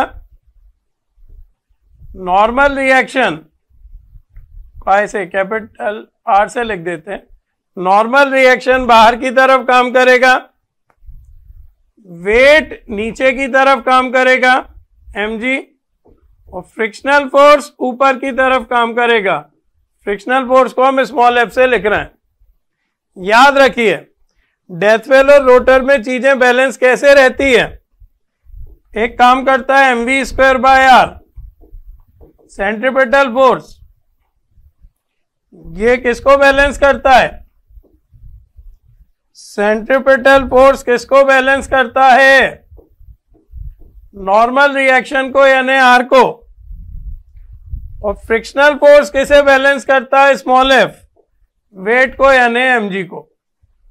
तो ये दो इक्वेशंस बनती हैं डेथवेल और रोटर में। M we square by r किसे बैलेंस करेगा? नॉर्मल रिएक्शन को। कैपिटल आर यानी नॉर्मल रिएक्शन, स्मॉल एफ यानी फ्रिक्शनल फोर्स। लिख देता हूं, कैपिटल आर है नॉर्मल रिएक्शन, स्मॉल एफ है फ्रिक्शनल फोर्स। ये सब सर्कुलर मोशन के एग्जाम्पल हैं, सब पे क्वेश्चंस बनते हैं, सबकी आपको याद रखना है फिगर, कौन कैसे बैलेंस करता है। डेथवेल और रोटर में सेंट्रीपिटल फोर्स को बैलेंस करता है नॉर्मल रिएक्शन, और वेट को बैलेंस करता है फ्रिक्शन। डेथवेल और रोटर में सेंट्रीपिटल फोर्स को बैलेंस करता है नॉर्मल रिएक्शन, दिख रहा है, और वेट को बैलेंस करता है फ्रिक्शनल फोर्स, और वेट को बैलेंस करता है फ्रिक्शनल फोर्स। डेथवेल और रोटर में सेंट्रीपिटल फोर्स को बैलेंस कर रहा है नॉर्मल रिएक्शन, और वेट को बैलेंस कर रहा है फ्रिक्शनल फोर्स। क्लियर है? चलिए आगे बढ़ते हैं। Reaction of roads on bridge. Reaction of roads on bridge, इसमें हम दो ब्रिजों की बात करेंगे। एक बात करेंगे कॉनकेव ब्रिज की, और एक बात करेंगे कॉन्वेक्स ब्रिज की।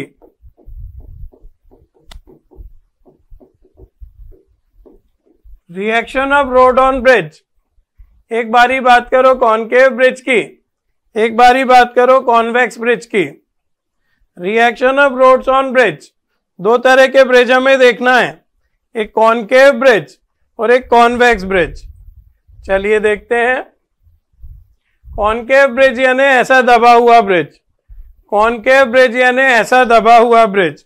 तो कॉनकेव ब्रिज में याद रखिए बेटे रिजल्ट, इसमें जो नॉर्मल रिएक्शन होता है वो m we square by are और प्लस एम जी होता है, plus M G cos theta होता है। M we square by r plus M G cos theta. Weight के दो टुकड़े करें, एम जी cos theta, m g sine theta, तो जो नॉर्मल रिएक्शन होगा m we square by r plus M G cos theta, और एम जी cos theta की maximum value हो जाएगी एम जी कॉस थीटा 1 हो जाएगा। तो कॉनकेव ब्रिज हो अगर, तो सेंट्रीपिटल फोर्स और वेट का कॉस कंपोनेंट ऐड करने पर हमें नॉर्मल रिएक्शन मिलता है। याद रखिए इसे, बजाय डिराइव करने के सीधे सीधे याद रखिए। कॉनकेव ब्रिज में नॉर्मल रिएक्शन कितना होता है? एम जी को m we square by r, पहले एम जी कॉस थीटा लिख दो चाहो तो, पहले एम जी कॉस थीटा लिख दो, बात एक ही है लेकिन अगले में आपकी हेल्प करेगी। एम जी कॉस थीटा और plus m we square by r. Capital r है नॉर्मल रिएक्शन, स्मॉल आर है radius. Capital r normal reaction, small r radius. और अगर कॉन्वेक्स ब्रिज होता है बेटा तो ये प्लस साइन माइनस में कन्वर्ट हो जाएगा बस। कॉन्वेक्स ब्रिज होगा तो ये जो बीच का प्लस साइन है ये माइनस में कन्वर्ट हो जाएगा। कॉन्वेक्स ब्रिज यानी उभरा हुआ ब्रिज, कॉनकेव यानी दबा हुआ, कॉन्वेक्स यानी उभरा हुआ। तो लिखो for convex bridge, for convex bridge normal reaction कितना हो जाएगा? M ji cos theta minus M we square by are.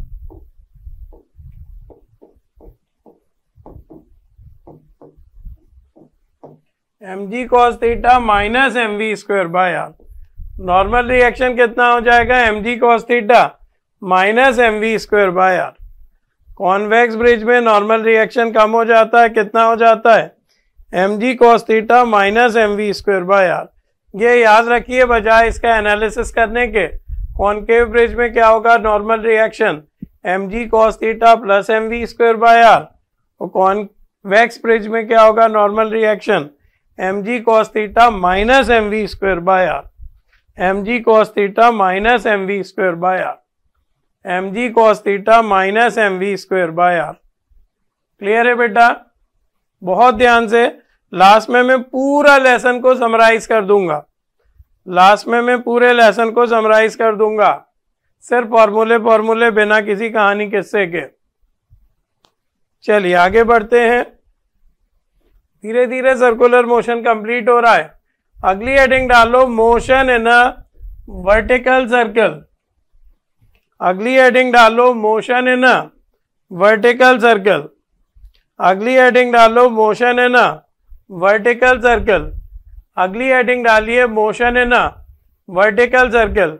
अब हम किसी चीज को वर्टिकली घुमाएंगे गोल गोल। अब हम किसी चीज को कैसे घुमाएंगे, वर्टिकली घुमाएंगे गोल गोल। तो इसमें दो चीजें निकालना रहता है। ए नंबर डाल के लिखो, to find velocity at any instant. पहले तो जनरल फॉर्मूला बता दूं। देखो हुआ क्या, ये कोई चीज है, वर्टिकल सर्कल है, ये लोएस्ट पॉइंट है, ये सेंटर है, ये हाईएस्ट पॉइंट है, ये कोई पॉइंट है P, ये कोई पॉइंट है P। यहां मुझे वेलोसिटी निकालना है। मैं मान लेता हूं कि लोएस्ट पॉइंट पे वेलोसिटी कितनी है U, और P पॉइंट पे वेलोसिटी कितनी है V। डायरेक्शन कैसे देंगे, टेंजेंट ड्रॉ करके। तो ये V मुझे निकालना है। सबसे पहले मैं वेलोसिटी निकालना सिखा रहा हूं। सबसे पहले मैं वेलोसिटी निकालना सिखा रहा हूं। U क्या है, velocity at lowest point. Lowest point पे वेलोसिटी को U से लिखो। U क्या है, वेलोसिटी एट लोएस्ट पॉइंट। और V क्या है, velocity at point P। To be determined, ये भी लिख लो, at point P to be determined. Clear है? अब पॉइंट P है कहाँ, मान लेते हैं लोएस्ट पॉइंट से H ऊपर। पॉइंट P है कहाँ, लोएस्ट पॉइंट से H हाइट ऊपर है। तो कुछ नहीं बेटा, कंजर्वेशन ऑफ एनर्जी लगा दो। लोएस्ट पॉइंट पे क्या होगा, सिर्फ काइनेटिक एनर्जी होगी बॉडी की, और P पॉइंट पे क्या होगा, काइनेटिक पोटेंशियल दोनों होंगी। तो क्या करना है हमें, कुछ खास नहीं, kinetic energy at lowest point, concept clear होने चाहिए, is equal to potential energy plus kinetic energy at P। इससे वेलोसिटी निकल आएगी। काइनेटिक एनर्जी लोएस्ट पॉइंट पे इज इक्वल टू क्या करना है, potential energy plus kinetic energy P point पे। तो लोएस्ट पॉइंट पे काइनेटिक एनर्जी होगी half mu square. Lowest point पे काइनेटिक एनर्जी होगी half mu square. Lowest point पे काइनेटिक एनर्जी होगी हाफ mu स्क्वायर, और P पॉइंट पे पोटेंशियल एनर्जी होगी mgh, और काइनेटिक एनर्जी होगी half mv square. Mass mass cancel कर दीजिए, आ गया u square by 2 is equal to, LCM ले लो, 2gh plus v square by 2। 2 से 2b कैंसिल, v स्क्वायर मुझे निकालना है। v square is equal to हो जाएगा u स्क्वायर माइनस 2gh।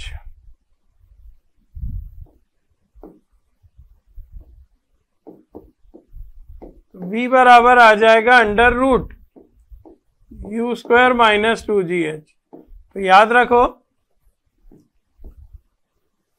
याद रखिए कि वेलोसिटी किसी भी पॉइंट पे निकालने का ये एक फॉर्मूला होता है। अगर हमें हाइट पता हो तो हाइट बड़े इजीली पता चल जाएगी।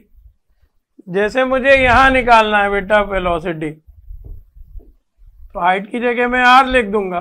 मुझे यहां निकालना है वेलोसिटी, तो हाइट की जगह मैं 2r लिख दूंगा, है ना। तो ये वेलोसिटी का फॉर्मूला है, फिर से समझ लीजिए, बड़ा आसान। ये नॉर्मली बच्चे एनर्जी कंसेप्ट से नहीं करते सवालों को, एनर्जी से करोगे तो कभी दिक्कत नहीं आएगी। लोएस्ट पॉइंट पे कौन सी एनर्जी होगी? Kinetic energy half mu²। P point पे कौन सी एनर्जी होगी? काइनेटिक पोटेंशियल दोनों mgh plus half mv²। Solve करो इसे v के लिए, तो v बराबर आ गया रूट में u² माइनस 2gh। v बराबर आ गया रूट में u² माइनस 2gh। v बराबर आ गया रूट में u² माइनस 2gh।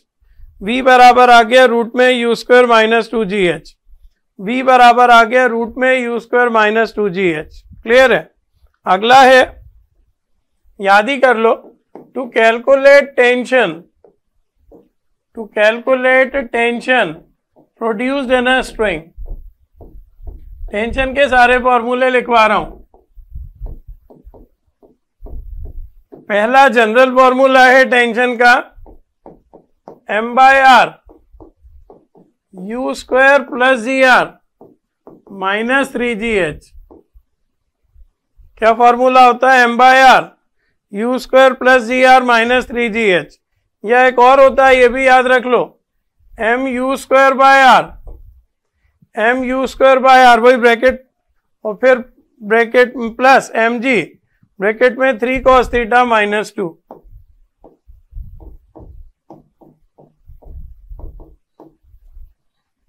जैसे हम पॉइंट ए की बात करेंगे तो थीटा की जगह 0 लिख देंगे। पॉइंट बी की बात करेंगे, थीटा की जगह 90 लिख देंगे। पॉइंट सी की बात करेंगे, थीटा की जगह 180 लिख देंगे। और पॉइंट डी की बात करेंगे, थीटा की जगह 270 लिख देंगे। सारे आंसर्स आ जाते हैं बेटा। दो फॉर्मूले याद करो टेंशन के, जनरल फॉर्मूले, m/r u² plus gr minus 3gh, और दूसरा याद करो mu²/r प्लस mg ब्रैकेट में 3 cos थीटा माइनस 2। दोनों फॉर्मूलों से आप कहीं का भी टेंशन निकाल सकते हो।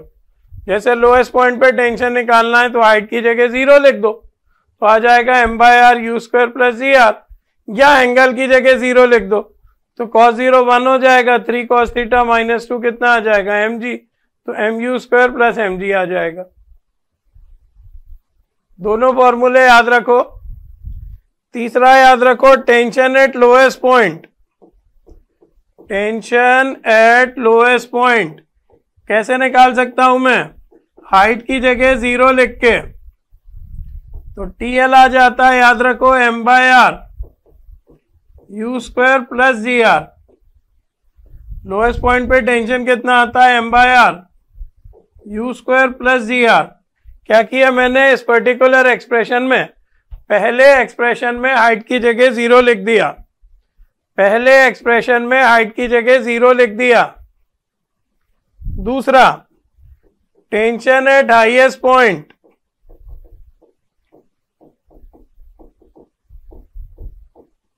हाईएस्ट पॉइंट पे टेंशन कैसे निकलेगा? हाइट की जगह 2r लिख दो, हाइट की जगह 2r लिख दो। देखो इधर r ये तो ये आ जाएगा हाइट की जगह, यहां बेटा 2r लिख दो हाइट की जगह, तो टेंशन एट हाईएस्ट पॉइंट आ जाएगा m/r, ये हो जाएगा u² plus gr minus 6gr, तो u² माइनस 5gr। याद रखो बेटा, ये क्या आ गया? Tension eight highest point. ये मैं बार बार इस फॉर्मूले में वैल्यूज डाल रहा हूं। लोएस्ट पॉइंट पे टेंशन कैसे निकाला? हाइट की जगह 0 लिखकर, तो टेंशन एट लोएस्ट पॉइंट आ गया m/r u² plus gr। Highest point पे टेंशन कैसे निकाला?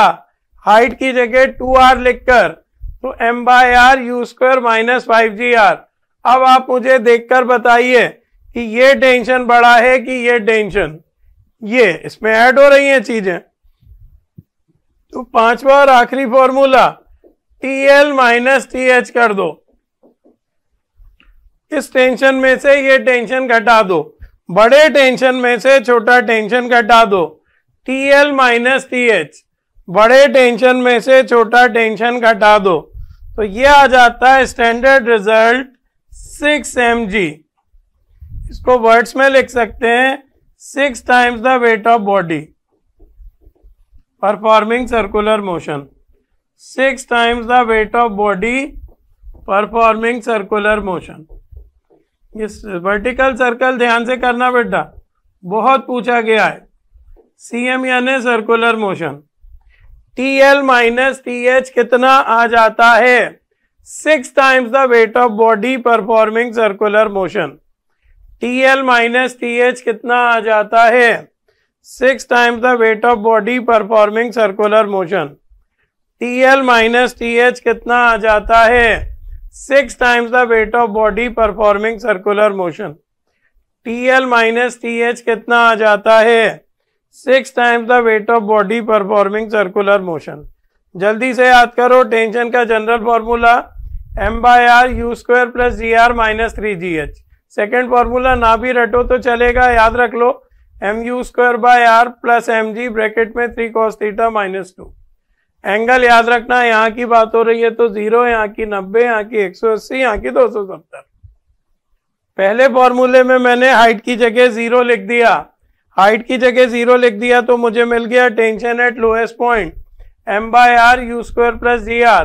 फिर मैंने हाइट की जगह 2r लिख दिया, हाइट की जगह 2r लिख दिया तो मुझे आ गया tension eight highest point m/r u square minus 5gr। फिर मैंने दोनों को घटा दिया, TL माइनस TH कर दिया, तो TL माइनस TH आ गया 6 mg। 6 mg का क्या मतलब है? 6 times the weight of particle performing circular motion. 6 times the weight of particle performing circular motion. 6 times the weight of particle performing circular motion. 6 times the weight of particle performing circular motion. थोड़े से और फॉर्मूले लिख लो, अभी रुकिए, इसी में लिखना पड़ेगा। थोड़े से फॉर्मूले और लिख लीजिए। देखो कंडीशन फॉर ऑसिलेशन, कभी कभी क्या होता है सर्कुलर मोशन पूरा नहीं हो पाता बल्कि पार्टिकल ऑसिलेट करता है। कंडीशन फॉर ऑसिलेशन, ऑसिलेशन तब करेगा पार्टिकल जब लोएस्ट पॉइंट पे जो वेलोसिटी है वो 0 से बड़ी होगी और रूट ऑफ 2gr से छोटी होगी। वेलोसिटी अगर 0 से रूट 2gr के बीच में है तो पार्टिकल ऑसिलेट करेगा। अगला लिखो condition for leaving the circle. Condition for leaving the circle, particle circular motion को कब छोड़ देगा? पार्टिकल सर्कुलर मोशन को कब छोड़ देगा? जबकि उसकी वेलोसिटी रूट 2gr और रूट 5gr के बीच होगी। जबकि उसकी वेलोसिटी रूट 2gr, u यानी क्या? लोएस्ट पॉइंट की ही बात हो रही है, ये ध्यान रखना। u यानी क्या है आपको बता दूं, वेलोसिटी एट लोएस्ट पॉइंट है, तो लोएस्ट पॉइंट की बात हो रही है ये। वेलोसिटी एट लोएस्ट पॉइंट, तो रूट 2gr और रूट 5gr के बीच में होगी तो क्या होगा? लीव कर जाएगा सर्कुलर मोशन को। लास्ट लिखो condition for looping the loop, कब चक्कर पे चक्कर लगाएगा? जबकि वेलोसिटी रूट 5gr या के बराबर हो या उससे बड़ी हो। बहुत ध्यान से याद कीजिए बेटा ये वर्टिकल सर्कल वाले फॉर्मूले। जबकि वेलोसिटी रूट 5gr से बड़ी या बराबर हो तो लूपिंग द लूप होता है। तो ऑसिलेशन कब होता है याद रखिए, लीविंग द सर्कल कब होता है याद रखिए, लूपिंग द लूप कब होता है याद रखिए। बहुत ध्यान से, बहुत ध्यान से, बहुत ध्यान से। चलिए देखिए क्या क्या हुआ। ऑसिलेट कब करेगा? जबकि वेलोसिटी रूट 2gr से छोटी होगी। सर्कल कब लीव करेगा? जब रूट 2gr और रूट 5gr के बीच होगी वेलोसिटी लोएस्ट पॉइंट पे, ये ध्यान रखना बार बार। और लूपिंग द लूप की स्थिति कब होगी? जबकि वेलोसिटी रूट 5gr के बराबर या उससे बड़ी होगी। नोट कीजिए नेक्स्ट स्लाइड। ये आपका वर्टिकल सर्कल खत्म हुआ।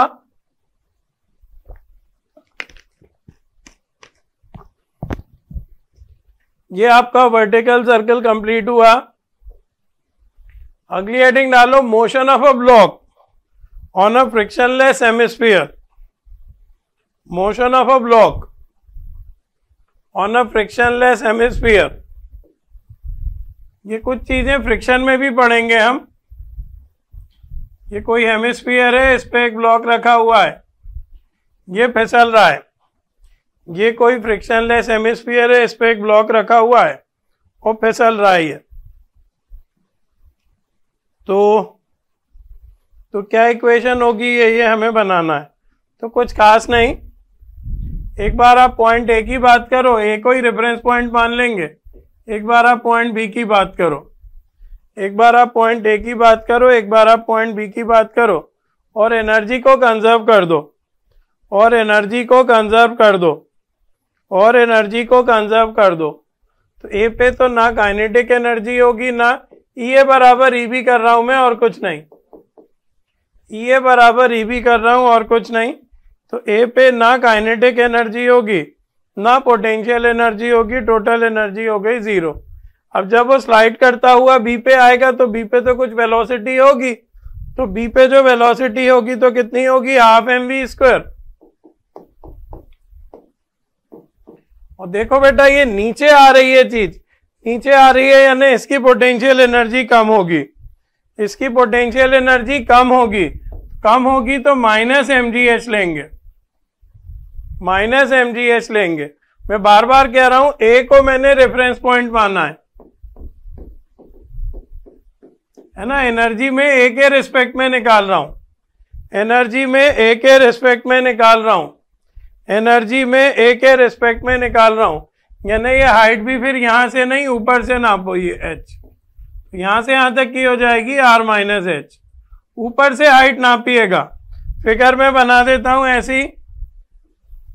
ये ए पॉइंट है, इससे एच हाइट नीचे बी पॉइंट है, ए को मैं रेफरेंस पॉइंट मान रहा हूं। पूरा रेडियस आर है, तो यहां से यहां तक का डिस्टेंस कितना हो जाएगा, आर माइनस एच। पूरा डिस्टेंस आर है, तो यहां से यहां तक का डिस्टेंस कितना हो जाएगा, R minus H.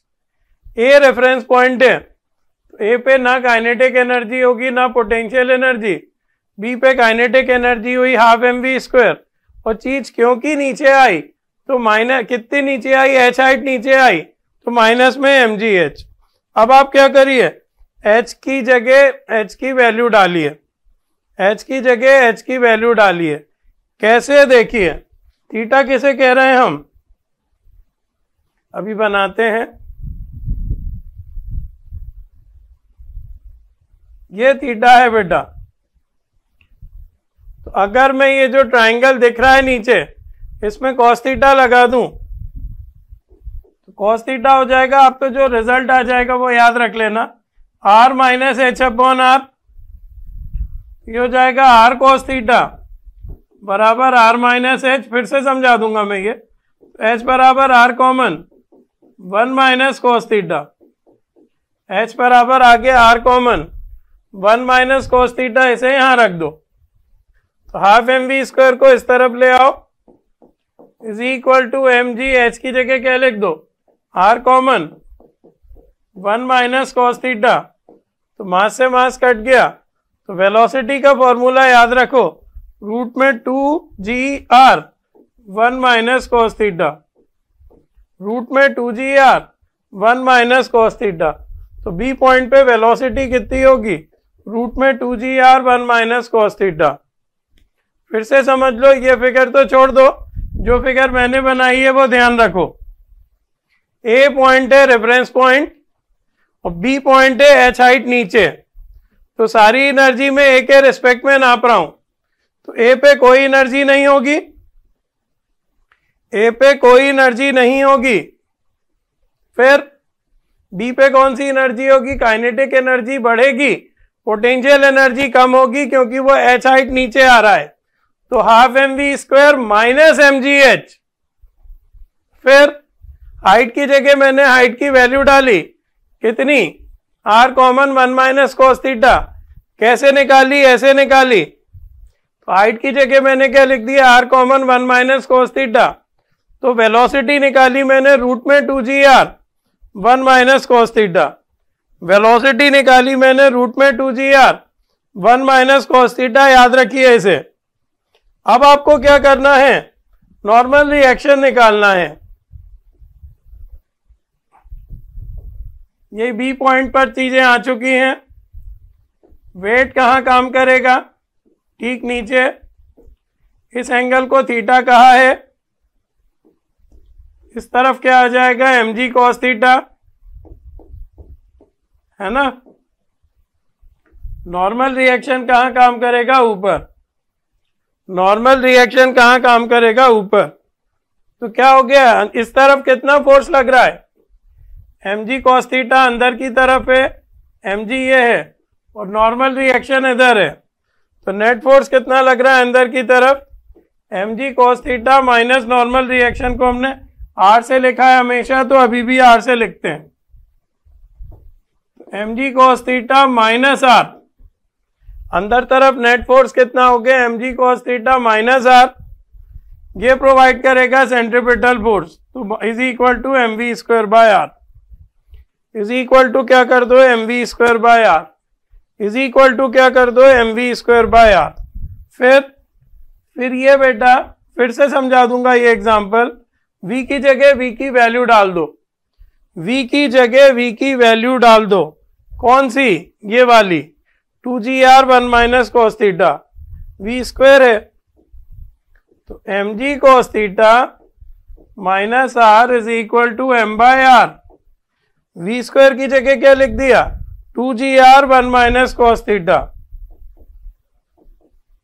2gr bracket में 1 माइनस कॉस थीटा, r से कैंसिल r। कैपिटल R यानी नॉर्मल रिएक्शन, स्मॉल r यानी रेडियस। अब मान लो कि B पे चीज ने इसको छोड़ दिया, B पर क्या हुआ, ये चीज यहां से लुढ़कती हुई आई और B पे उसने हेमिस्फीयर को छोड़ दिया। लेट बॉडी लीव्स हेमिस्फीयर, यही पूछते हैं बेटा, कहां छोड़ेगा, एट बी। जैसे ही वो छोड़ेगा नॉर्मल रिएक्शन फोर्स कितना हो जाएगा, 0। जैसे ही वो सरफेस को छोड़ेगा नॉर्मल रिएक्शन कितना हो जाएगा, 0।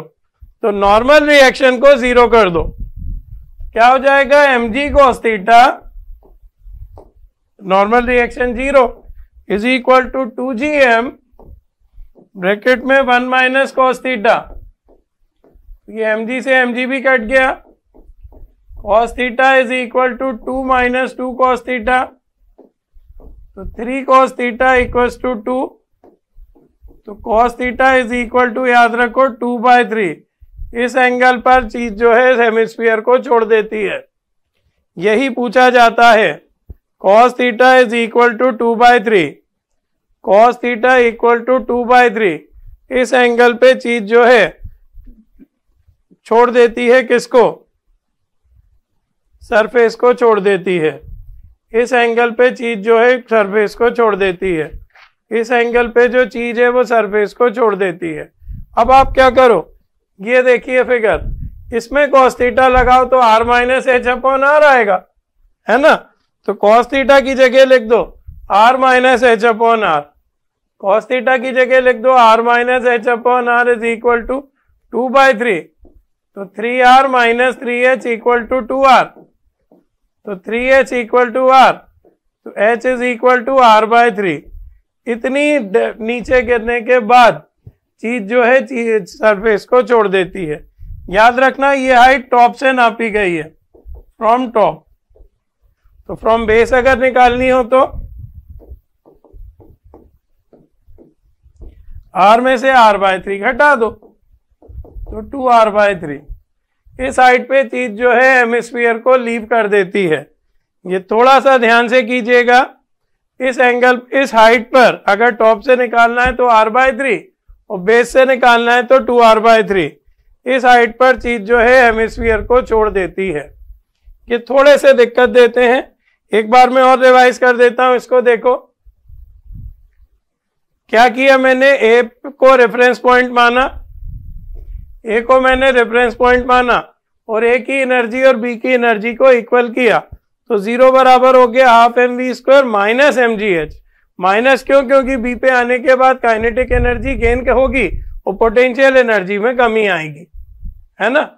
फिर मैंने हाइट की वैल्यू निकाल ली। कैसे? मैं शेड कर देता हूं। इस ट्राइंगल में मैंने cos थीटा लगाया, cos थीटा हो गया r - h/r, तो हाइट की वैल्यू आ गई r कॉमन 1 - cos थीटा। तो ये वेलोसिटी का एक्सप्रेशन याद रखना, ये रूट में 2gr 1 - cos थीटा। वेलोसिटी का एक्सप्रेशन याद रखना, रूट में 2gr 1 - cos थीटा। फिर मैंने एक इक्वेशन बनाई तो mg cos थीटा नीचे लग रहा है, नॉर्मल रिएक्शन ऊपर लग रहा है, तो नीचे की तरफ नेट फोर्स कितना लग रहा है? mg cos theta minus normal reaction. ये काम करेगा सेंट्रीपिटल फोर्स का, ये काम करेगा सेंट्रीपिटल फोर्स का। क्लियर है? तो इज इक्वल टू mv²/r। फिर मैंने क्या किया, v की जगह v की वैल्यू डाल दी। फिर मैंने क्या किया, v की जगह v की वैल्यू डाल दी। फिर ज्यादातर सवालों में ये आता है कि कितना नीचे गिर के जो बॉडी है वो सरफेस को छोड़ देगा। तो मैंने क्या किया, नॉर्मल रिएक्शन को 0 कर दिया, सरफेस को लीव कर रहा है यानी क्या, नॉर्मल रिएक्शन को 0 कर दो। cos थीटा आ गया 2/3। एक cos थीटा हमने यहां भी निकाला था, देखो r - h/r, दोनों को इक्वल कर दिया तो हमें पता चल गया कि r/3 गिरने के बाद जो बॉडी है वो सरफेस को छोड़ देगी। तो r/3 अगर टॉप से है तो बेस से कितनी हो जाएगी बेटा, बोलेंगे 2r/3। टॉप से अगर r/3 है तो बेस से कितनी हो जाएगी, 2r/3। तो मान के चलिए लगभग सारे सर्कुलर मोशन के एग्जाम्पल्स हमने डिस्कस किए। चलिए अब हम क्या करते हैं, सारे फॉर्मूले पूरे लेसन के समराइज करते हैं। सबसे पहला सर्कुलर मोशन में डिस्प्लेसमेंट कितना होता है। अब मैं लिखूंगा नहीं कुछ भी, बस फॉर्मूले लिख रहा हूं। 2r sin θ/2। वेलोसिटी में आने वाला चेंज कितना होता है, 2v sin θ/2। वेलोसिटी में आने वाला चेंज कितना होता है, 2v sin θ/2। ओमेगा के कितने फॉर्मूले होते हैं, 3, dθ/dt या 2π/t या 2π/ν। v और ओमेगा में क्या रिलेशन होता है, v is equal to omega cross r।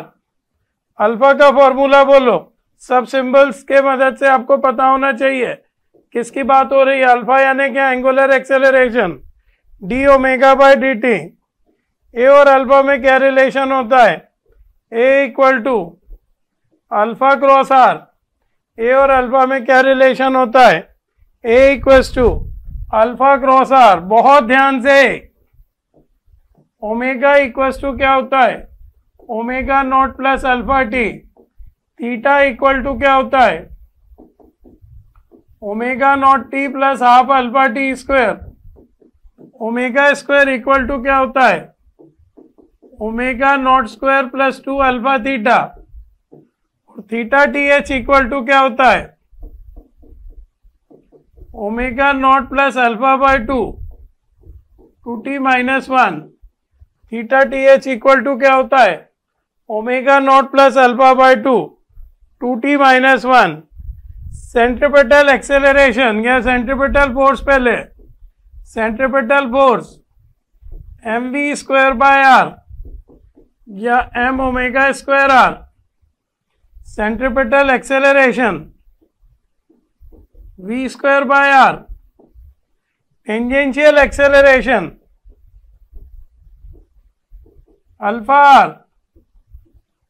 Net acceleration, इन्हीं दोनों का नेट,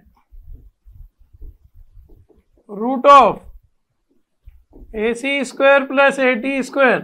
ये तब बातें होंगी जब नॉन यूनिफॉर्म सर्कुलर मोशन हो। tan थीटा, थीटा क्या है? वेलोसिटी और एक्सेलरेशन के बीच में बनने वाला angle. AC by AT, tan theta equal to क्या होता है? A centripetal upon A tangential.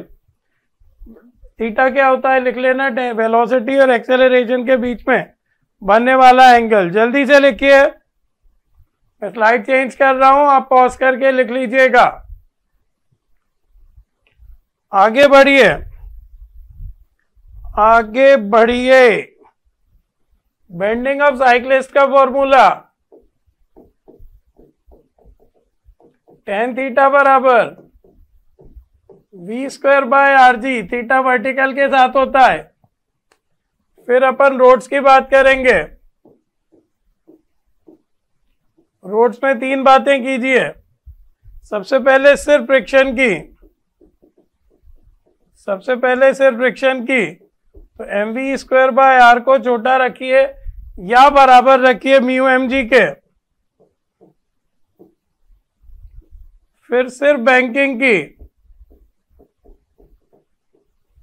Banking में साइक्लिस्ट वाला ही फॉर्मूला आता है, tan theta equal to v² by RG equal to h by L। और फिर फ्रिक्शन और बैंकिंग दोनों की,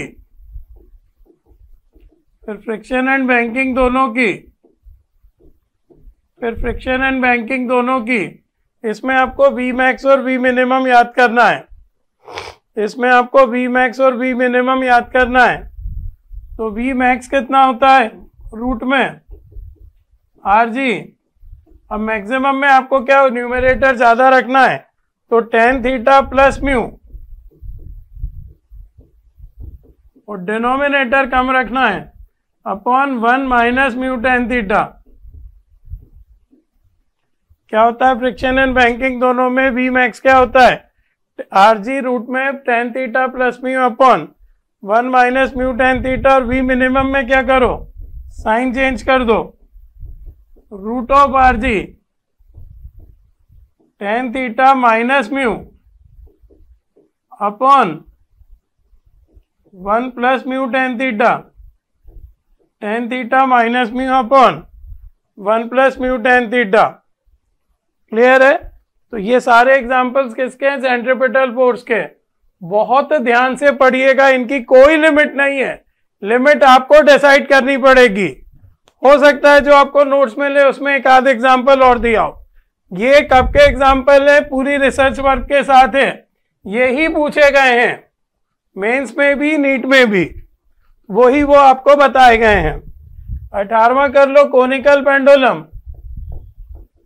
कोनिकल पेंडुलम का टाइम पीरियड बोलो। t equals to 2 pi root में L cos theta by G, t equals to 2 pi. ये सब एग्जाम्पल हैं सेंट्रीपिटल फोर्स के। 19वां डेथ वेल का। डेथ वेल में याद रखो नॉर्मल रिएक्शन प्रोवाइड करता है सेंट्रीपिटल फोर्स और फ्रिक्शन बैलेंस करता है वेट को।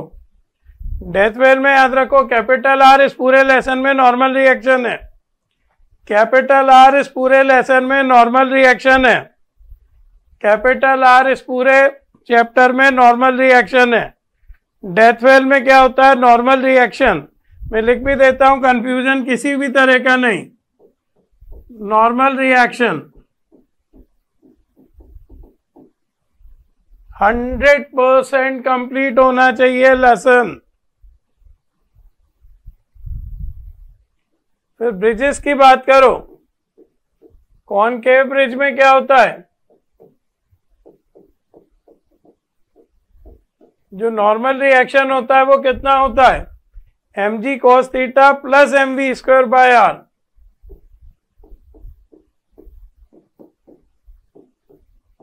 और कॉन्वेक्स ब्रिज में क्या होता है?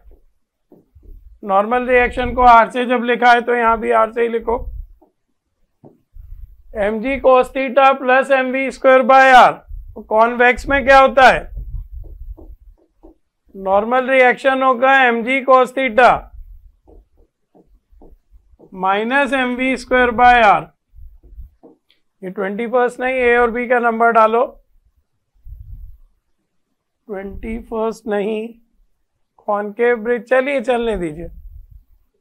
21 कॉन्वेक्स ब्रिज।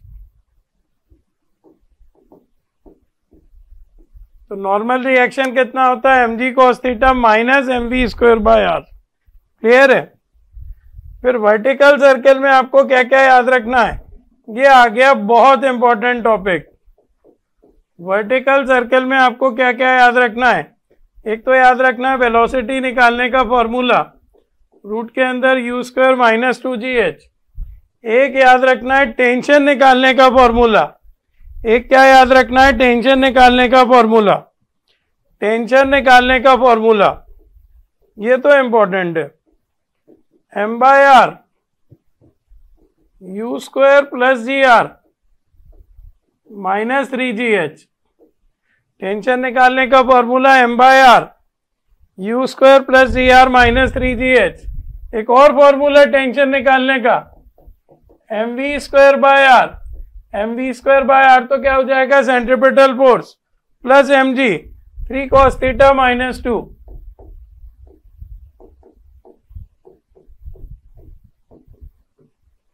फिर आपको टीएल याद होना चाहिए, यहां हाइट की जगह 0 लिख दो, M by R U square plus G R. TL means what, tension at lowest point. फिर आपको टीएच याद होना चाहिए, एम बाय आर हाइट की जगह 2r लिख दो, यू स्क्वायर माइनस 5gr। फिर आपको दोनों डिफरेंस याद होना चाहिए, TL minus TH is 6mg। फिर आपको दोनों डिफरेंस याद होने चाहिए, TL minus TH is 6mg। फिर ऑसिलेशन की स्थिति याद होना चाहिए।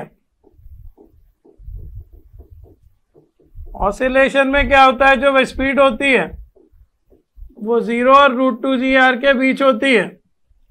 ऑसिलेशन में क्या होता है, जो स्पीड होती है लोएस्ट पॉइंट पे, u यहां पर क्या है, लोएस्ट पॉइंट पे स्पीड। और leaving the circle, leaving the circle की क्या इक्वेशन बनती है, जो वेलोसिटी होती है वो √2gr से √5gr के बीच होनी चाहिए, लोएस्ट पॉइंट पे। बार बार कह रहा हूं, लीविंग द सर्किल में वेलोसिटी कितनी होनी चाहिए, √2gr और √5gr के बीच में। आई लूपिंग द लूप की क्या कंडीशन है, लोएस्ट पॉइंट पे वेलोसिटी जो है वो √5gr या उससे ज्यादा होनी चाहिए। लोएस्ट पॉइंट पे जो वेलोसिटी है वो √5gr या उससे बड़ी होनी चाहिए। तो 20 सेकेंड क्वेश्चन सबसे बड़ा है। 20 सेकेंड वर्टिकल सर्कल के बहुत सारे फॉर्मूले हैं जिन्हें आपको याद करना है। 20 सेकेंड, इसमें क्या है, बहुत सारे फॉर्मूले हैं जिन्हें आपको याद करना है। क्लियर है। डेथवेल रोटर की बात हो गई, कोनिकल पेंडुलम की बात हो गई, कॉनकेव कॉन्वेक्स ब्रिज की बात हो गई, वर्टिकल सर्कल की बात हो गई। एक और बचा है motion of a block on a frictionless hemisphere. यानी इतने फॉर्मूले याद कीजिए, इसके अलावा आज तक नहीं पूछे गए। Motion of a block, crash का मीनिंग ही यही है कि हमें चीजों को छोटा करना है, एक्स्ट्रा नहीं पढ़ना है। ऑन अ फ्रिक्शनलेस हेमिस्फीयर, इसमें क्या याद रखोगे, motion of a block on a frictionless hemisphere. ये ए से लुढ़कना चालू करेगा कोई ब्लॉक और बी पे आके सरफेस को छोड़ देगा, और ये एच हाइट हमने टॉप से ली है। तो इक्वेशन क्या बनती है नॉर्मल रिएक्शन की, M ji cos theta minus M we square by are. Normal reaction M ji cos theta minus M we square by are. Normal reaction क्या बनता है, M G cos theta minus M we square by are. M G cos theta minus M we square by are, ये होती है normal reaction. इसमें velocity B point पे कितनी आ जाती है रूट में, वेलोसिटी बी पॉइंट पे कितनी आ जाती है रूट में 2gr, ब्रैकेट में 1 माइनस कॉस थीटा याद रखना है। फर्स्ट फॉर्मूला ये ए, ये बी, रूट में 2gr 1 minus cos theta, root में क्या है 2gr 1 minus cos theta, root में 2gr 1 माइनस कॉस थीटा। और सी वो लीव कब करेगा बेटा, किस साइड पे वो लीव करेगा, r/3 टॉप से और 2r/3 बेस से। इस साइड पे वो हेमिस्फीयर को छोड़ देगा और कुछ इस तरह से गिरेगा, है ना। इस हाइट पे वो हेमिस्फीयर को छोड़ देगा और कुछ इस तरह से गिरेगा, हाइट r/3 टॉप से 2r/3 बेस से। तो इतने फॉर्मूले हैं। तो ये आपकी थ्योरी कंप्लीट हुई सर्कुलर मोशन की। क्लियर है। अब इसके हम न्यूमेरिकल्स देखेंगे।